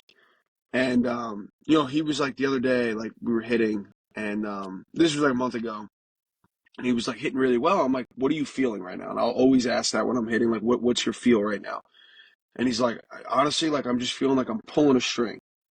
And, like, I just, like, when we're doing lessons, I'm just like, hey, pull the string. Like, make sure you pull the string. So he starts laughing, like, the other day when I said it, and he goes, you like that, right? Like so you use that with your other players? I said, no. He goes, you don't? You say it all the time with me. I said, dude, because that's your thing. Like I go, I'll be honest with you. I don't even know what you mean when you say pull the string. I don't even know what that means. But he I said, but does. I know when you say that you're doing that and that's what you're feeling. Your swing looks really good. So if your thought has to be pull the string, let's pull the string, dude. Like it's like for me, like I just wanted to feel like my back hip was down and I was staying through the ball and I was leading with my backside. Like that was my feel, right? Again, like that just goes back to that was my get right. That's his get right. So my biggest thing, I guess, like for guys who aren't visual learners, where you could just kind of be like, hey, this is what you're gonna do, and I'm sure you've trained guys, Dwayne, like that, and Kyle, like where it's like you kind of just show them something and like they could just like pick it up like that, and it's like okay, like that's pretty impressive. And then you have the other guys, like the large majority of hitters, like that can't just like they struggle with that stuff. So like for me, it's just more about finding what gets their swing right. Like, yeah, we're making mechanical adjustments to get them where I want them to get to. But once they like start taking good swings, like in a feel, right? So I'll make them feel totally different things. I'll make sure they're feeling things in their lower half. And there's certain drills. So like I'll do like that medicine ball drill where they're feeling their back knee drive down so they can feel their legs. I'll have them do a separation drill. I'll have them do, hand path drill just so they could feel what everything's supposed to feel like in the swing. And then we're trying to pretty much break it down to one feeling. The entire swing, one feeling. So I'm not thinking, okay, I got to get to my backside. I got to turn. I got to separate. I got to turn on time. I got to have my hands travel through. How do I make all those things correlate and just kind of like combine into one thing, right? And that was like that kid, like his get right is I just got to pull the string. Everything else will take care of itself. It's like great, let's pull the string, and that's kind of like where I like to view hitting because for me that's what made it helpful was like when I could feel things and like I was like okay like if I'm here at this point I'm in a good spot. So that's kind of like what I like to preach to kids and like I watch a lot of hitting lessons and growing up and I'm sure you guys can like equate to this a lot of hitting coaches and they'll just be like, okay, your swing looks great, and then you watch the kid in the game, and the kid can't adjust to anything. He's late on the fastball, and he's early on the breaking ball, and there's no adjustability. But when you throw him a BP fastball, he smokes it, right? And they create 5 o'clock hitters, and that's why like I'll say this a lot is like I give a lot of lessons right now. I'm making a living off of it, and a lot of people do, and like But I'll say it again, like I think lessons are like one of the worst thing that's happened to kids. Like again, like I don't think it's a bad thing. I think kids should do lessons. I did lessons, but it shouldn't be what the only thing you do, Yeah. right? Like I feel like I'll see kids once, twice a week, and that's the only baseball thing they do, and they think that's enough. And when You you know, when like you they talk about that's not the only thing they should be doing, what would you say? Like you can relate, like definitely share some things that you did as a kid, but what do you think these guys should be doing on top of their individual private lessons? Because you're 100% right. I can't say how many kids I'm seeing right now where I'm like, dude, how many other times are you swinging a bat? Because, I see you this week and then next week it's like square one again. It's like we're back to square one. right. You know what it is too is like you know I used to I didn't. Oh, there you are. Still here. Good to see you, Vito. Oh, there you are. You I've finally been here popped up for on like my. 2 hours to just listen to you guys. Sorry, I don't want to interrupt. Uh, no, so like, I mean, growing up, I was fortunate enough, and again, like, people are gonna hear this and think I had a huge house, but like when I tell you, I mean, it was tight. You know, we took away about half of my parents took away about half their driveway to make it a batting cage. Um, but it wasn't like I had a big backyard, but my dad was just like, listen, this is what you want. Like, we're just going to sacrifice it. So here you go. Make sure you're hitting it. So, like I would always make sure, again, like I was a little bit luckier with having a batting cage, but I'm sure everyone has a tee at home, right? Everyone has a swing away. Everyone has like one of those nets to hit into, and that you can do that by yourself. I don't care if you're 6. I don't care if you're 22. You know what I'm saying? Like, you can go hit on the tee by yourself like that. I'm sure everything's going to be okay. If you get down to the field, if a mom, a dad, a guardian, brother or sister could like flip to you, even better. Um, but one thing that I always said was, in baseball season, I was lifting. Again, very baseline stuff when I was young. I probably started lifting weights in eighth grade. Eighth grade, I started to like really try to like again functional movements, nothing that was like I wasn't trying to put on crazy size, but just something to kind of like start my routine of lifting, like getting into the swing of things. Hitting with a hitting coach once a week, hitting with my dad another like twice a week, and then hitting on my own in the cage. And then like just like going down to the field with like my friends and like just playing catch. And again, like I know it sounds like by playing catch and like keeping your body moving in baseball shape for whatever reason, just always felt like that helped me with hitting too. Like just and I know it sounds weird, like I would throw, but like I felt like if I was like consistently throwing when I would just pick up a bat, it'd be like, okay, like I feel like I'm in the swing of things. Like my body's moving because a lot of the movements that when we throw, very similar to hitting movements. So like I'm starting to like train those movements to get going again. Um, but again, to go off like the hitting portion though, is like I played football, I played basketball, I wrestled, baseball, soccer. I played every sport but lacrosse. Um, I'll never play lacrosse. But I never put the bat down. Like I was hitting football season. I'd go to my hitting coach in my football pads. You know what I'm saying? With my lowers on. It's like I got to get my swings in. I was between from the fall all year round. School year started. I hit throughout the summer. I was always hitting. I never put the bat down, and that was something that I always wanted to. Because if I pick up my glove in 5 years from now, I'll be able to play catch, right? If I don't swing a bat for 5 years and I go to pick it up, and you'll lose that, right? It's a skill that we have to keep going, right? And always train it, right? And keep it moving, keep it loose, right? Keep the feel that we have. So yeah, I never tried to put the bat down. That was one thing that I always tried to keep moving. Whether that was with the hitting coach, um, you know, myself, parent, friend, but yeah, I was always doing stuff. It was always baseball season for me.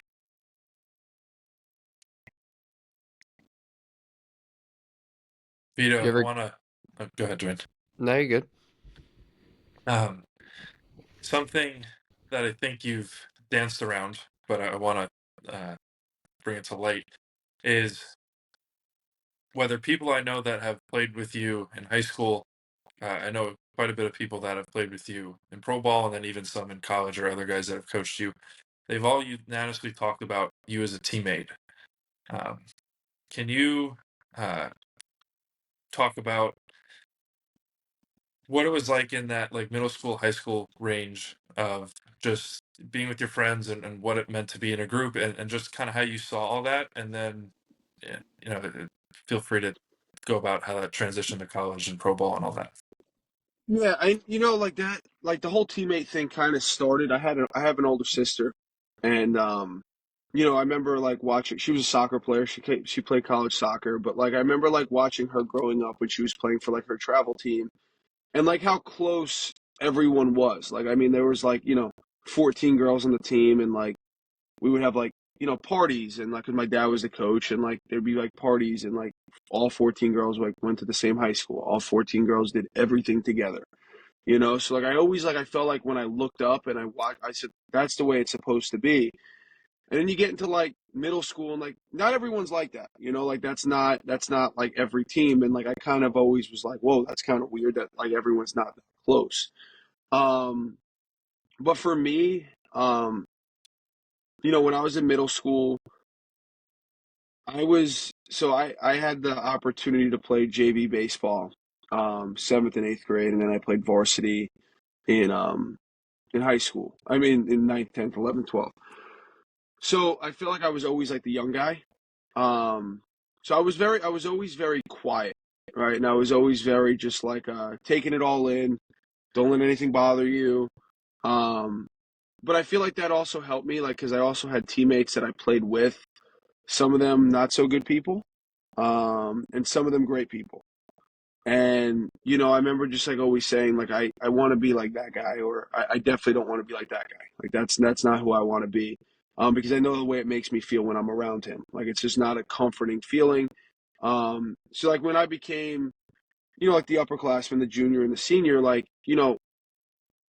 I started to, like, see the ninth graders and stuff. And at that time, I started to establish myself a little bit more. And, I was committed to play the Division I sport and Division I baseball. And like, a lot of kids, like, I guess at that age, like they looked up to me, and like we're like when I remember when I was in seventh and eighth grade and I was looking up to the kids who were committed to, you know, Division II, Division III, even Division I schools, and they were like weren't the most warm welcoming.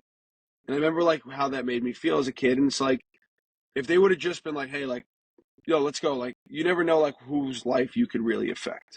And that's kind of, something that my parents always instilled at me at a young age is like, be nice to everyone. Like, you don't know what they're going through. And, you know, if, I don't really know how to explain it other than that. But yeah, I just feel like when I was in high school, I was always trying to be the best team. And again, like you'll lose yourself, right? You know what I'm saying? Like you'll lose yourself at times, and that's normal.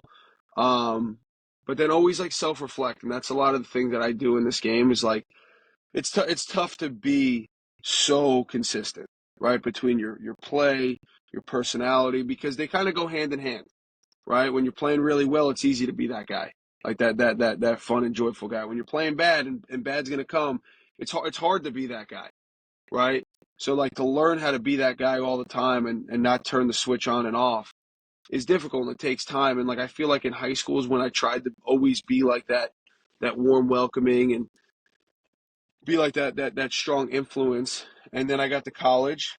And I remember, I mean honestly, I don't even know if he'll remember if he said this to me, but I won't even mention his name. I remember it was my sophomore year and it was a fifth year senior and he he was leaving and we sucked freshman and sophomore year.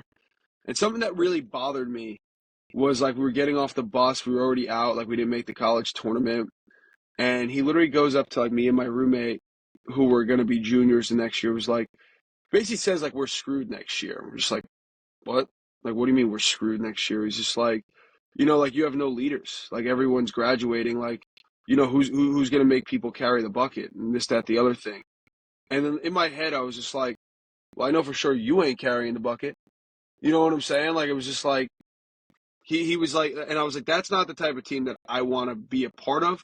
So when I became like the upperclassman, like the junior again, is when it was like, you kind of like there are times you have like their sophomore captains and stuff like that. But when you get to like that upperclassman role, I feel like you've been with everyone for like 3 years.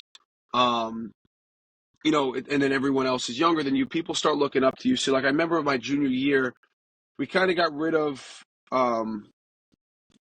you know, it was more of like a turnover, if that makes sense. It was a turnover in like leadership, and it started.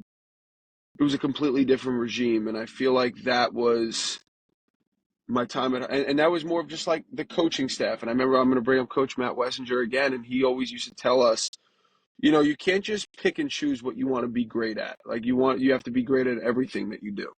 And that's, you have to be the best son you could be. You have to be the best, boyfriend you could be, the best friend you could be, the best teammate you can be.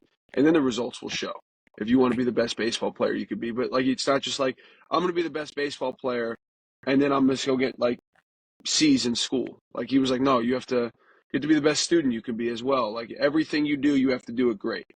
So like that's where like we kind of like changed our whole ideology and like we just did everything together. We became such stronger unit as a team, and like we kind of changed the culture of Hofstra a little bit. And like that was like our best year. We had a couple guys drafted, and we went to the tournament. We had a good showing, and then my senior year we lost a bunch of guys, and we had a better year than my freshman and sophomore year again, and we were really really young. And I don't think that kind of Hofstra, I think 2 years later, ended up winning the conference tournament after only making it 2 times in the last 15 years.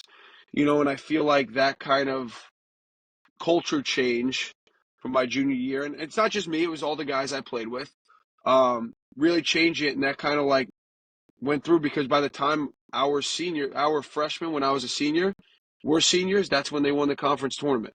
So it kind of like was a refreshing feeling of like, okay, like we had an impact on those kids' lives, and they took what we did and they ran with it and they created a culture and they created a standard. And to carry that on into like pro ball, like for me personally, is like pro ball is a completely different animal, right? It's not like, listen, everyone wants to win, but at the end of the day, like players individually like don't really care about winning, and that's the crappy part. I won't say the other word. That's the crappy part about it. Of like winning's not the priority. Like it's if you go 4 for 4 in a game, but you lose 10-0, like that player's happy. And it's like it's definitely different until you get to the big leagues. You know what I'm saying? So it's like it's a little bit weird in that aspect, and like and then you have guys who are different where it's like they care about winning and they care about the results of the team, and like those guys kind of clash. Um, so like I guess my job as like a player was like understanding that, right, and trying to hold the locker room together in the sense of like understanding where both guys' heads are at, where it's like one guy's like, yeah, but I'm here from another country. I'm trying to get to the big leagues. Um, so if we win or lose, I really don't care. Um, so sorry, I just got lost my train of thought for a second. I got a text. No, you're going through like the dynamics of pro ball. The reality of pro ball is that it's hard to Yeah, form a guys. culture within. You go ahead. Yeah. Like a guy's like, I'm here to make it to the big leagues, whether we win or lose. I don't care as long as I do well. And then you have other guys who are just like, well, no, we're here to win. We're here to compete. And if we win, like, we'll all get the recognition. And like, you kind of like have to like balance that. So for me, it was more of just like, I took it upon myself to have like that leadership role because I feel like when I was in college, I kind of went through a turnover, of like guys who had different ideas and was able to like make it gel. Um, and again, like this wasn't just all me like doing like this and being a leader in like every locker room I went into, I was like this captain figure because I wasn't. Um, but I was more of just like what I like to try to be was a welcoming aspect and like almost like not a father figure, but like someone that was like an understanding, like you could like confide in me, like just trying to be the best teammate I could be and like not really picking sides and making people like trying to make people understand because like there's I can't curse. I always I need to curse. There's always like shit talking, right? Everyone shit talks each other, and that's just part of it, right? And I'm sure that happens in seventh grade, that happens in fifth grade. people compare themselves to each other. I should be getting playing time, this, that, the other thing. And like the reality of things when you're in pro ball is like, I don't want to say there's politics involved, but like there's investments that are involved, right? And like there's guys who are, that are that signed for $2,000, and there's guys who signed for $1 million, and it's like you have to understand a little bit that the guy who signed for $1 million is going to get a little bit more opportunity than the guy who signed for $2,000. And understanding that whether you think you deserve the opportunity or not.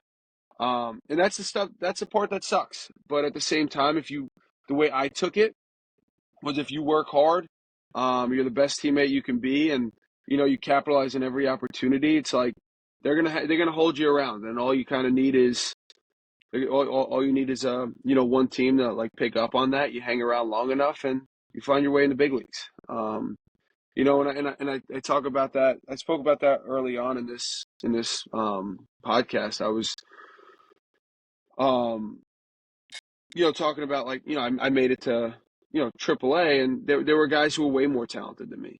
But I feel like the respect that I got from the organization and like who they viewed me as a player, and they knew I was never going to be a problem, and I was a guy that they could trust with their pitching staff, and I was a guy that, when I did have the opportunity, like, not opportunity, I played a lot, but like when I did get in the game and I was hitting, I was going to perform well. So like, I wasn't, and again, like I'm going to go back to, I was a late draft pick. Like I wasn't a high priority guy. Like I was a guy who didn't sign for a lot of money, and I had to work my way into getting a lot of playing time. And I didn't look at that as a fault. Like I just tried to be like level headed, and, be like, listen, I got to work for myself, and I understand why things are the way they are. Um, and I think what I'm trying to get at here is, being in the coaching world now, on Long Island baseball, I feel like too many kids are just like, and honestly, it's not even the kids, it's the parents, where it's like, my kid deserves to be playing. They're just not playing you because of this. It's like, believe me, if I'm going to be out here every Saturday and I'm wasting my Saturdays, like I'm trying to win. So my best team is going to be on the field. Like that's kind of where I'm at. So I don't think, I think if we stop worrying about what the coach is doing, or decisions that are, or the decisions that are being made, or no one's out to get you, is what I'm trying to say. Is no one's out to get you. Everyone wants the best for you. You just have to see it and find a perspective in that way. In the pro ball setting in particular, it's very difficult to be a leader in the sense that no one has to listen to anyone. Like you're not the veteran older guy. Right, right, It's right, not right, like right. you've come back after playing you're 33 and you've been in the show for 5 years. You're not an upperclassman. In your case, it's not like you're high draft pick, high signing bonus, a big international sign, none of that. So the only reason that guys will build relationships and then eventually confide in you and all those sort of things, is you have to be earning those. I guess none of it's given to start. Can you talk about what that's like in a day-to-day setting, like where your focus is, what your interactions are like? Just describe it for someone who might not be able to picture some of the things that you're talking about. Yeah, it again, like it comes with hard work, and it comes with routine, and being consistent. And what I mean by that is like it's almost like being a model, like putting and in a way, like to put it into like a pro ball aspect, it's putting pressure and holding your teammates to a standard without actually even having to say anything to them, right? So it's like, if the respect is earned, by your everyday work. And one thing I can honestly say is I was always one of the first guys at the ballpark every single day, right? I was always trying my best to, and again, like there were guys who worked hard at this too, but like I always would look over scouting reports. I always was getting my lifts in on time. I was always doing the extra hitting. Even when I wasn't playing, I was doing my routine work. Like guys, you had a day off, they're like, hey man, if you want to just take it light and get, I never did. Like I was always trying to better myself in that aspect. And then like, again, and I'm thinking a lot about double A right here, was like when I was playing first base, catcher, and outfield, you know how it is, KB. Like, you know, during your week of a 6 game path, like you're doing individual work, you're doing 2 IOs a week, you're doing bullpens, you got BP, all that stuff that kind of plays into it. I have 3 positions that I have to do individual work for. So like I feel like when I'm doing that and I'm not complaining, um, and I'm still able to go out on the field and perform at no matter what position I'm playing at, and I'm dealing with all different groups. Like I'm dealing with the catchers, I'm dealing with the infielders, I'm dealing with the outfielders. So I feel like, and I'm able to do it at a high enough level where they're trusting me to do it, right? So it's like again, it's hard, but like I feel like the respect was like earned in that aspect. Um, and then like also like just trying to be the best teammate you could be with, outside of the field, right? So like you see like guys going through things. Take even if he's not like your closest friend, like ask him what he's doing. Like I remember, and I don't really want to talk about it too much. Lil Hoppy was going through something. And this was in 2021 when me and Logan really bonded. He was going through something. I won't even really mention nothing. Everything's good now, but just like kind of going out, taking him out to, lunch every single day or breakfast every single day, or making sure like he wasn't feeling alone or in his thoughts and trying to keep his mind off things. And like, to me, that's not only being a good teammate, that's being a good friend. And, that kind of carries over and people see that, right? And people see the way you are with certain things. And that's also how respect is earned. And, I feel like, I don't know. I just feel like I just if it feels right, just do it. Right? They're like you aren't bigger than anyone else. And I feel like I touched on that a little bit when you're in high school when it's hard to be level headed and be you the entire time. Um, but one thing I could always say is I never really had a big head, like in the sense of thinking I was better than anyone or putting anyone down in that sense. I just felt like listen, we're all here for a reason. And if I can help you, if I'm not going to make it to the big leagues, but I can help you get there and I can have my handprint on your achievements, like, I'll be more than happy to help. So that was kind of always my outlook of it. Cause it's like, I remember when Logan made it to the big leagues in his first day in the show. Like I remember like being as excited for him as if I was going to be in the show, and that was, he was my roommate for 2 years, 3 years, we've been through so much together, played so many games together, had so many different conversations, whether that was us laughing, going out to get something to eat, or, more serious stuff on the serious side. And I feel like that stuff, like, I feel like I almost like lived through him a little bit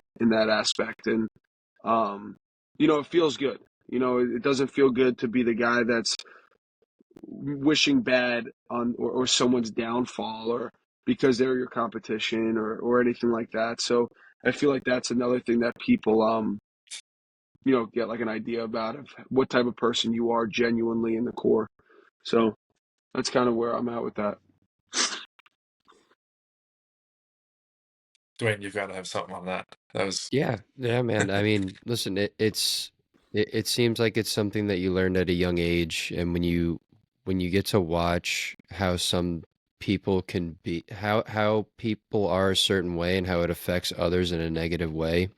Like you mentioned when you were younger, getting the opportunity to play up as a middle schooler on the JV team and then as an underclassman on the varsity team, you really do get to see the effects on the you get to see what happens from the top, as in viewing the upperclassmen and how it affects all the younger guys, yourself included, and it feels like shit. It's never fun being the guy that's, getting ragged on for whether it's making a physical mistake in the sense of an error or just getting ragged on for doing something like not moving a field screen or carrying a bucket. And there's something to be said for instead of an upperclassman getting upset over a bucket not being in a spot, instead of them yelling at an underclassman or somebody who doesn't play, just running out and grabbing the bucket themselves. I know it's such a simple and small example, but it's one that we can all relate to. Me not having any professional experience, that's something that sticks out to me, um, big time. Something like carrying the equipment. It's something that I worry about as a coach all the time, making sure that guys have, making sure that we have all of our freaking stuff to do at practice, or making sure nobody forgets baseballs for an away game. Because listen, I've had that happen as a fucking player, and I've had it happen as a coach too, where somebody forgets something. And you see quickly that nobody wants to take that accountability and that initial first response. They want to say, oh, freaking Johnny so and so, the freshman, the underclassman, the rookie, he forgot to do this. And it's only when you see those older guys kind of say, listen, we forgot the bucket. That's when you know it's a good team. Right. That's when you know the players are having a good experience.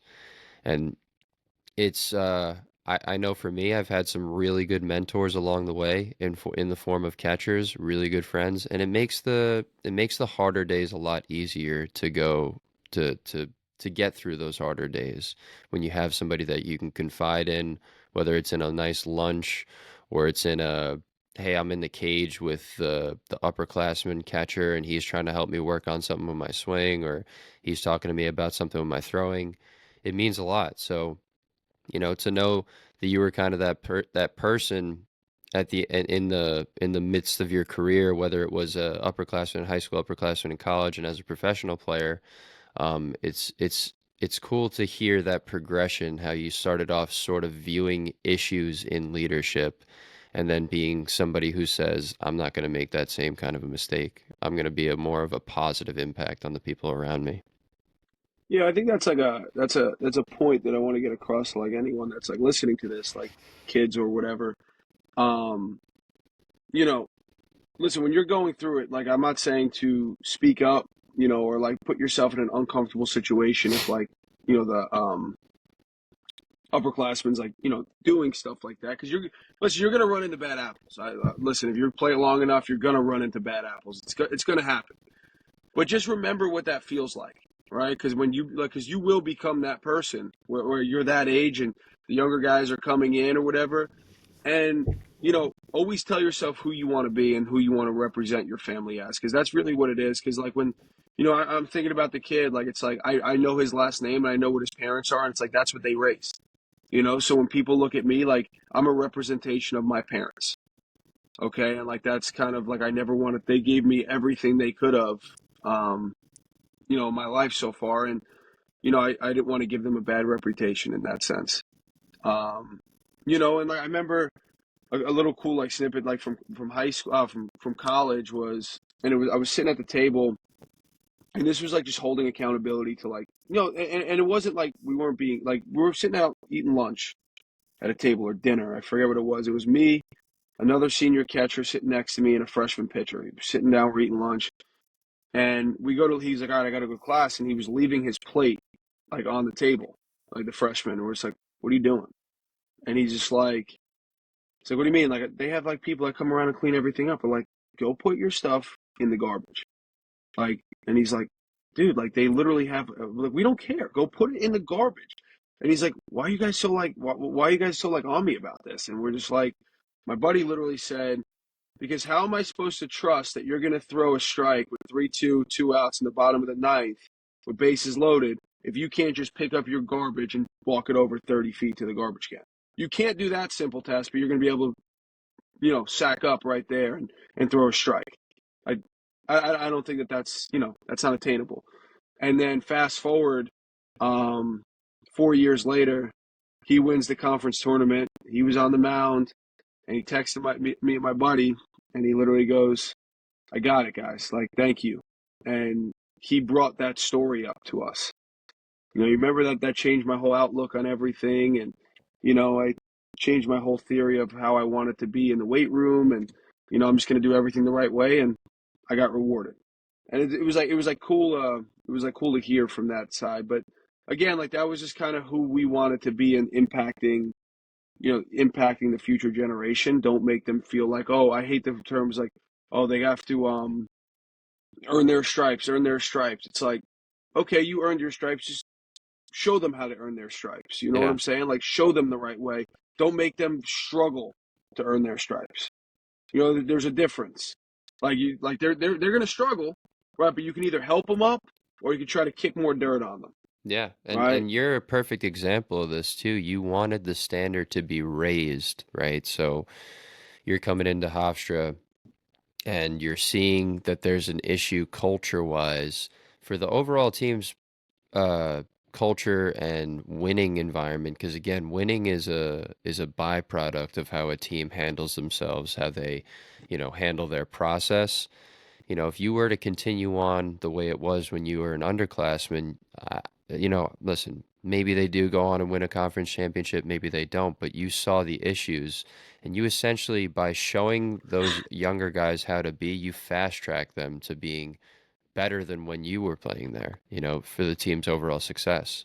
Yeah, I mean, listen, it wasn't just me either. Like, I mean, listen, I played with some fantastic teammates. I mean, like, especially guys and like, Teddy Sillis, and one of the toughest guys and one of the biggest leaders on the team was, you guys probably know him, he's Suffolk County kid, Chris Weiss. Yeah, I mean, guy's a listen, that beast. dude, like, not only is he going to go in the weight room and be the strongest guy in there, he's also the toughest dude you'll ever meet. Mm-hmm. Um, and he'll give you the shirt off his back. And like, that was a dude that had so much respect because of the way he went about things. And like, you saw that in his leadership as like, he was only a year older than me, but like when I was a freshman, he was a sophomore, and I saw the way he went about his business. And at that time, he was still a two-way player, never complained, got all his work in. I said, that's the kind of dude I want to be like. That's the kind of dude that works his ass off every single day. Um, and he makes the team better, right? And listen, and he was not afraid to put someone in their place. Mm-hmm. Whether it was his best friend or if it was a freshman. And again, like that's also part of it, right? You're going to be an upperclassman. You can't just be like, okay, freshman, like this is how it's done, and be a good teammate to them. Like, if you see one of your teammates who've maybe been your friend for the last 4, 5, 6, 10 years, I don't care how long it is, like, you have to be comfortable making those uncomfortable conversations with them, right? Because like if they're going against what you guys are trying to do, like, you know, you guys can be friends off the field, right? But on the field and when you're trying to accomplish something, like, understand that those are conversations that might have to be had. You might have to yell at them, put them in their place. And if they take offense to that, right, and they're going to hold a grudge against you off the field because you're trying to hold them to the standard of the team that you hold yourself to, well, then, then It's they kind of have a on bigger, them. yeah, they have a bigger issue than that, Yeah. you know?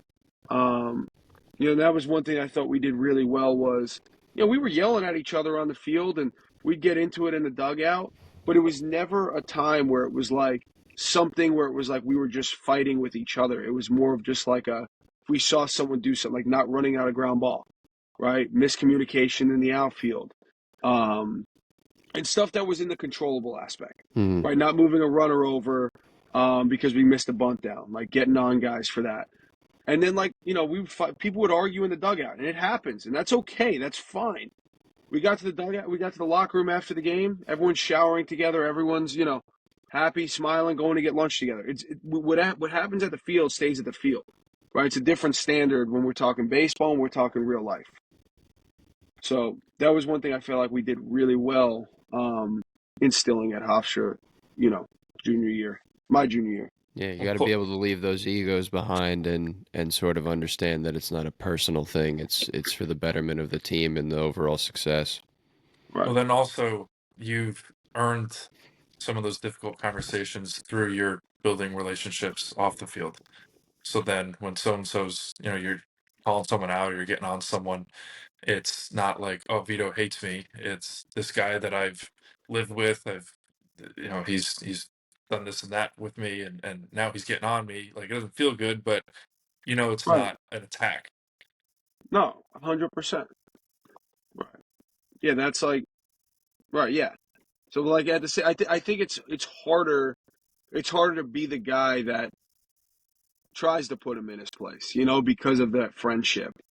Um, but at the same time, like, you have to be comfortable being uncomfortable, and that's something that Kobe Bryant, would always talk about. Like, get comfortable in uncomfortable situations, and he would like talk about how he would like fight people, like not fight fist fight, but like, you know, like argue and push people in practice and make them hate him in practice because he's like, I don't care if they hate me if they're going to give me the result that we're looking for as a team in the game, and that's a little extreme. And basketball is definitely different than baseball in that aspect, but what I'm trying to explain is like the extent that he would go to get the best out of his players. And that's like what leadership really is. Like whatever it took. Yeah, and these are things, and I try to get these things across to my players, because you know it's a different timeline for everybody, but at some point as a player, our time does come to an end. And again, it comes for different points. There are very few people in this game that get to choose when their playing days are done, personally. Very, very few. And it's probably like a tenth of a percent that get to do that.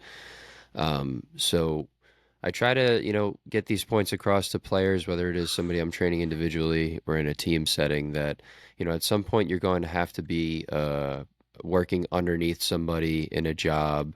You're going to have to be, potentially a father, a husband, a family member.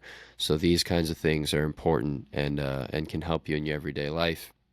And so moving from your playing career over into your life now, just in general, like, because again, like I said, everybody has their end of playing days. Like, how has that transition sort of been for you?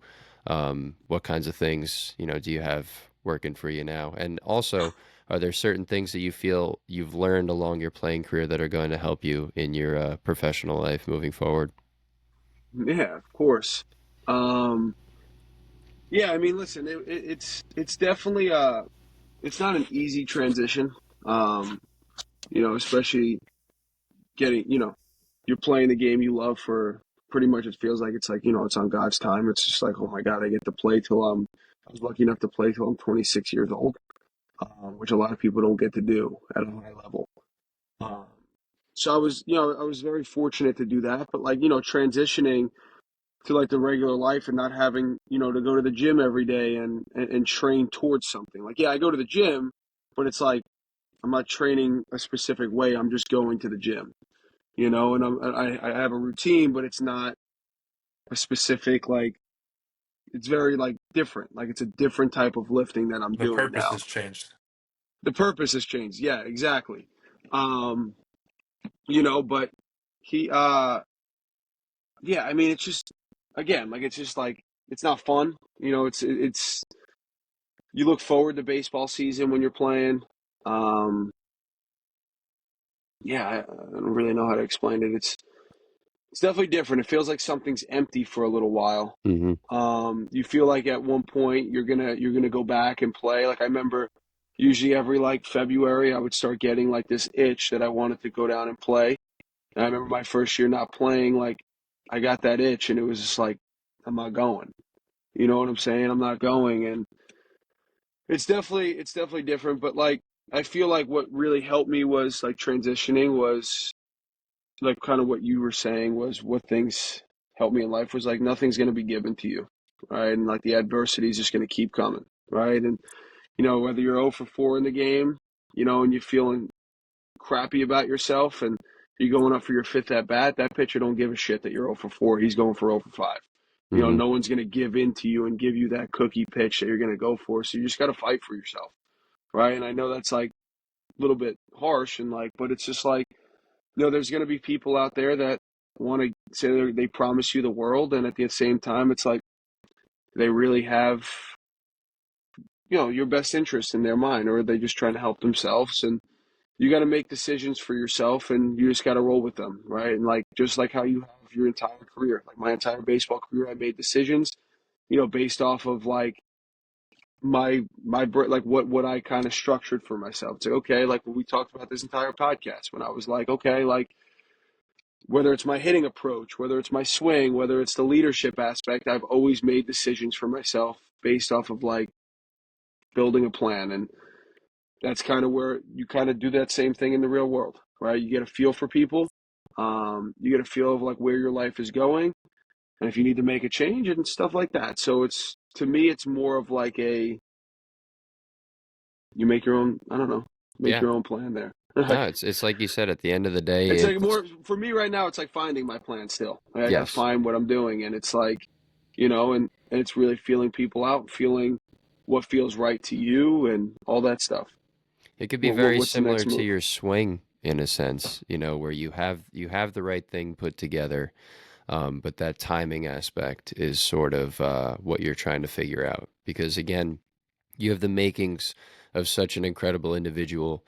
You were a very, very good player. I mean, I'd probably throw you on a baseball field right now. You could probably still get a hit, but a very, very good player and a very good person, and you have all the tools to be successful in whatever it is that you want to do in life. It's just the timing aspect. And, the reason why I bring this up is because it's something that we'll all have to deal with at some point, making some sort of transition. Obviously, you have some sort of involvement in the game right now through your lessons. You're making a living off the lessons right now, doing the private, doing the team workouts, doing stuff like catcher metrics. What's your relationship like doing the coaching side of things right now? How has that been for you? Um, I like it.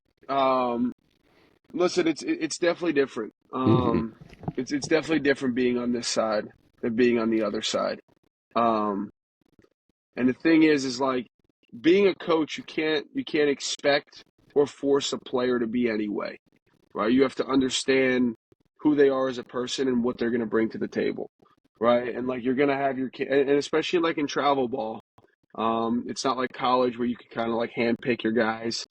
Um, you have to take a bunch of guys that are pretty much given to you. Um, get a million different personalities. You may have a couple like kids that are a little bit dingbats and stuff like that, and like kind of just like always like joking around. But you have to kind of make them trust you, believe you, and listen. Everyone was 13, 14, 15 years old at one time. I was, and I know I was a little bit of a pest at times to my coach, but like having that, and I feel like my coach when I was that age did a really good job of like having that difference between being a friend, like where he would be like really cool with us and like he would laugh and have a good time, but we also respected him. You know what I'm saying? And there's a respect aspect in the sense of you know you you're being held to a standard by him. But when we're again, like I thought he did a really good job like that, and that's the type of coach that I try to be. And again, it's a lot easier said than done. Um, because you have some kids that just won't buy in, and that's the frustrating part of I could tell a kid and again I don't like talking about my resume and I don't like doing those things because I don't like to rub it in anyone's face because listen, I was just fortunate enough and I had a really good support group, and it was all of us why I went to where I went to. It wasn't just me. So um I don't like to talk about it, but when kids do know, oh, you played for this, yes, yes, yes, yes, yes, this is who I played for, and then they still don't think I have their best interest, or they don't listen to, then that's a little bit bothering. It's like what I did, who we are as coaches, what we were been through. Like I was your age once, I did this. I don't want to. So that's like the frustrating part, and the hard part is trying to get through to them. Hmm. Right? So okay, if my background or them knowing who I am is not going to get through to them, how do I get through to them? How do I become one with them? And um, gain that respect and gain that trust, and that they're going to listen to you. So that's still like a transition period for me, doing coaching, but it's definitely fun, and it's a challenge that I like. I appreciate you being honest about that because it's tough to talk about a transition when you're actively going through it or soon along the journey. Um, Yeah, so yeah, yeah. I mean, Dwayne and I have spoken this ourselves, and I think everyone has. When you finish playing and you're heading into whatever the next thing is, like you're in a figuring it out stage, and you have some things like as Dwayne alluded to that he said that you're very good with. You have certain skills and experiences that are definitely strengths, but it's trying to figure out a way to use them in a way that's meaningful for you and that works, and it's different. yeah. No, yeah, it's definitely different. Like it's you wake up and like you said, like lifting and stuff, like you have a goal in mind and you have a purpose and all that stuff, and it's something that like you essentially love to do, and it's something you've always done, so it's not a change, right? It's just like I played baseball since I was 3 years old, so like I'm working to go play baseball, right? Yes, it's a job and it's a lot more because it's every single day, but it's still baseball. Like I'm comfortable there. But like making that transition to like doing other things, it's like, whoa, this is different. I've never done this. Like I didn't expect myself to do this, and it's like, well, here we are. Like we have to go do it. So like yeah, that's the scary part. That's the adjustment period. But it's more of just like sometimes you just got to rip the Band-Aid. Just Yeah. go. It's not an easy thing to do. And again, it's something that I understand is relatively fresh for you, especially in comparison to people like myself who, I think the last competitive at bat I took was probably like 6 years ago now. So maybe 7 years ago, geez. But it's it's something that we will all have to go through. But I always remind guys like yourself, again, I can't relate in regards to playing professionally. You got to play at a much higher level than myself, but you do have so many skills in regards to being able to go through like these difficult challenges and these good processes to use. It's just a matter of finding that focus, in regards to like whatever that next step is for you. And it's awesome to hear that you are able to that you're saying the right things in regards to coaching. You can't really treat everybody the same. Everybody's a little bit different. You talked about your leadership qualities as a player, and it's so ahead of a player, the things that you described, even at a young age, being a middle schooler, being a high schooler, recognizing those things. And it definitely benefits you as a coach and as an instructor now. And I know it'll benefit you in whatever career you decide to pursue moving forward. But it's again, it does not. I will say this: it does not take the sting out of that feeling, because again, dude, like I say this to my catchers all the time when they're complaining to me about catching bullpens. I was like, dude, I would freaking do anything to get back behind the dish and get to do this stuff again. I wasn't this Yeah. guy that I felt had a very mature, put together offensive approach. I did love hitting, and I loved I just loved going to the cage, man. I loved hitting with my buddies, and the pursuit of trying to find this elusive great swing.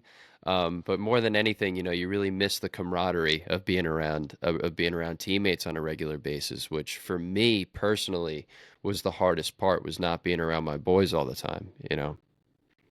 No, I mean, dude, hit the nail right on the head, man. Like it's just like I feel like when I talk to some of my former teammates, guys I play with in pro ball or in college and stuff, it's like I feel like yeah, you remember some games, but like I feel like what we miss the most is just being together and like grinding through it. Hmm. And like even like the little like bullshit that like you go back to the room and just be like talk about the shit that you just went through and like Yeah, complaining. It's like you remember those times because it's like, dude, what were we complaining about? Like it's yeah, just like and everyone does it. But it's just like I feel like those are the times we miss. And it's funny because like you really just remember like either the times that like you were just like at practice hitting like at a specific day, um, or you remember like the times when like you had each other's backs but like when you think about like games, like you don't really remember every game, but you hmm, remember the moments, and that's I feel like the hardest to like let go of, yeah, because like I'll call like because Hofstra's actually playing later today against Tennessee. Wish them the best of luck.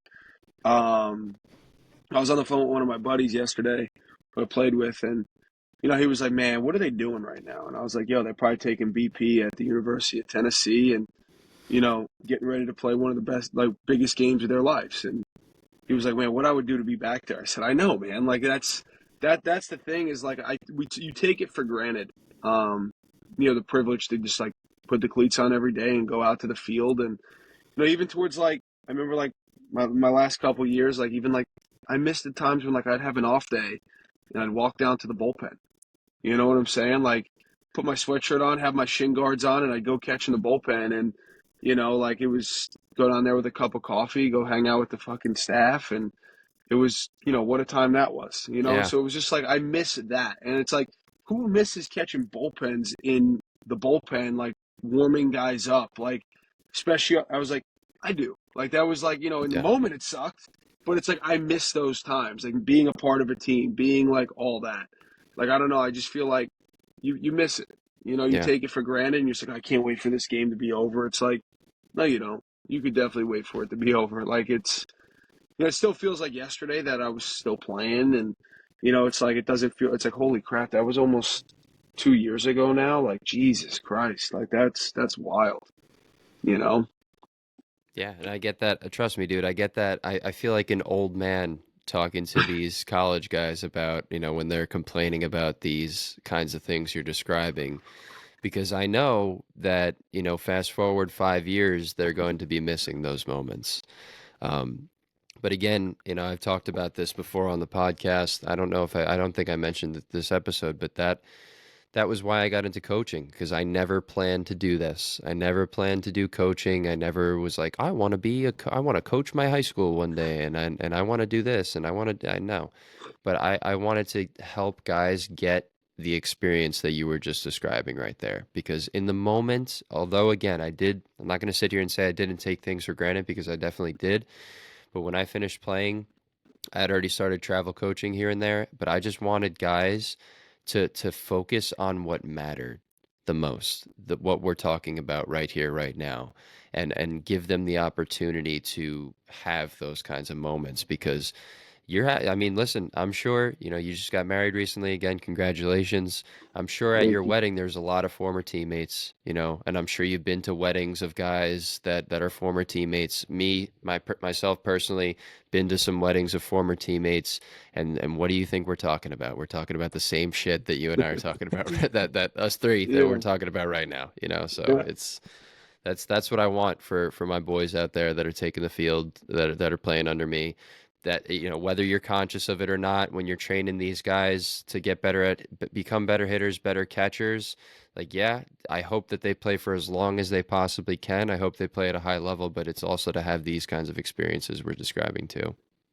No, yeah, absolutely. And like, it's funny that you say that. Like, is there's like when you say it like that, it's like these experiences. It's like everyone thinks like it's like a good time, and it's like sometimes they're not even good times that like you'll No. remember, and they're like the funniest to like look back at. And I think Dwayne, I was telling you that story, and we were actually talking about this at my wedding, which is why I thought about it. I told you this story at Matrix last week, and it was that time with like KB. I don't think I've ever told you this. So my team throws. I was in rookie ball. We throw a no hitter, and we're like, holy crap, we threw a no hitter. Like that's awesome, And our farm director comes down, and we think he's gonna like congratulate us, and he just annihilates us about leaving our stools out and banging our cleats in the locker room. And we're just like, all right, like good job with a no hitter, guys. Let's go back inside. So we're like, all right, everyone just make. He's like, don't. And at the end, he's like, don't make me have to like teach you guys how to put your stools up. All right, so we go in. Now again, rookie ball, a lot of different cultures going on there, right? KB, you can only imagine what happened that same night. All the stools were left out. No one listened to them. We show up the next morning, right over the schedule for the day. There's a loose leaf paper written in red pen, meeting, hitting complex, 10 a.m., 2 lines under it. And we're just like, oh, God. It's pouring rain, so we had a little bit later report. Pouring, we're like, we're not going to play today. So like maybe we'll just hit in the cages or whatever. So we show up in the cages and we're all sitting there, and here comes our farm director with a stool in his hand. And he takes like the crate of baseballs that have like, I don't know, like 4 dozen, and he just throws it. And like there's baseballs everywhere. And he's like, you guys want to clean this up? You want to clean this up?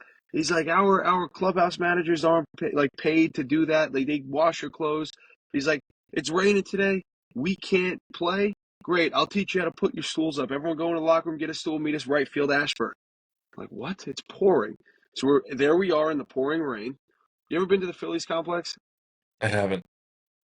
So it's just like 4 fields, right? It's like four like Sure. backfields. Yep. Smaller than the Astros, but it's just like 4 fields, like back to back to back. And we were walking the warning tracks with the stools over our heads. Okay, and every 30 seconds he was on the middle divider and he would scream on a megaphone, down! And he would put it down, everyone would sit, and he'd say, up! And he'd put it over your head and you'd start walking. And he's like, literally, I'm not kidding, we did it for like 2.5 hours. We did like 4 laps around the entire like complex. And then after, like, he literally came up to us and was just like, don't make me have to do this again. It'll be worse. And then the worst part about it was the entire time we were out there, it's pouring rain. And by the time we were done, the rain cleared up and we played that day. Oh my God. Yeah. So you're just like walking around with like your shoulders are on fire with holding like these stools over your head for the That last two sounds and a like a half JUCO hours. story, but it's pro ball It was pro ball, yeah. in 2000 and what, 17 or something? 19. 18, 19? 19. So great. Yeah, no, but like, yeah, we were telling that story and everyone was like, yo, what the Yeah, it was like nuts. Yeah, Oh my. Everybody has stories like that, man. I love that. yeah. But it's like, yeah, like in the moment, you were just like, what are we doing? Like, this is horrible. Like, when I tell you it is Florida raining outside. Yeah. And you literally have like the coaches like holding umbrellas, like walking the warning track with us. And the farm director is like standing up under the overpass.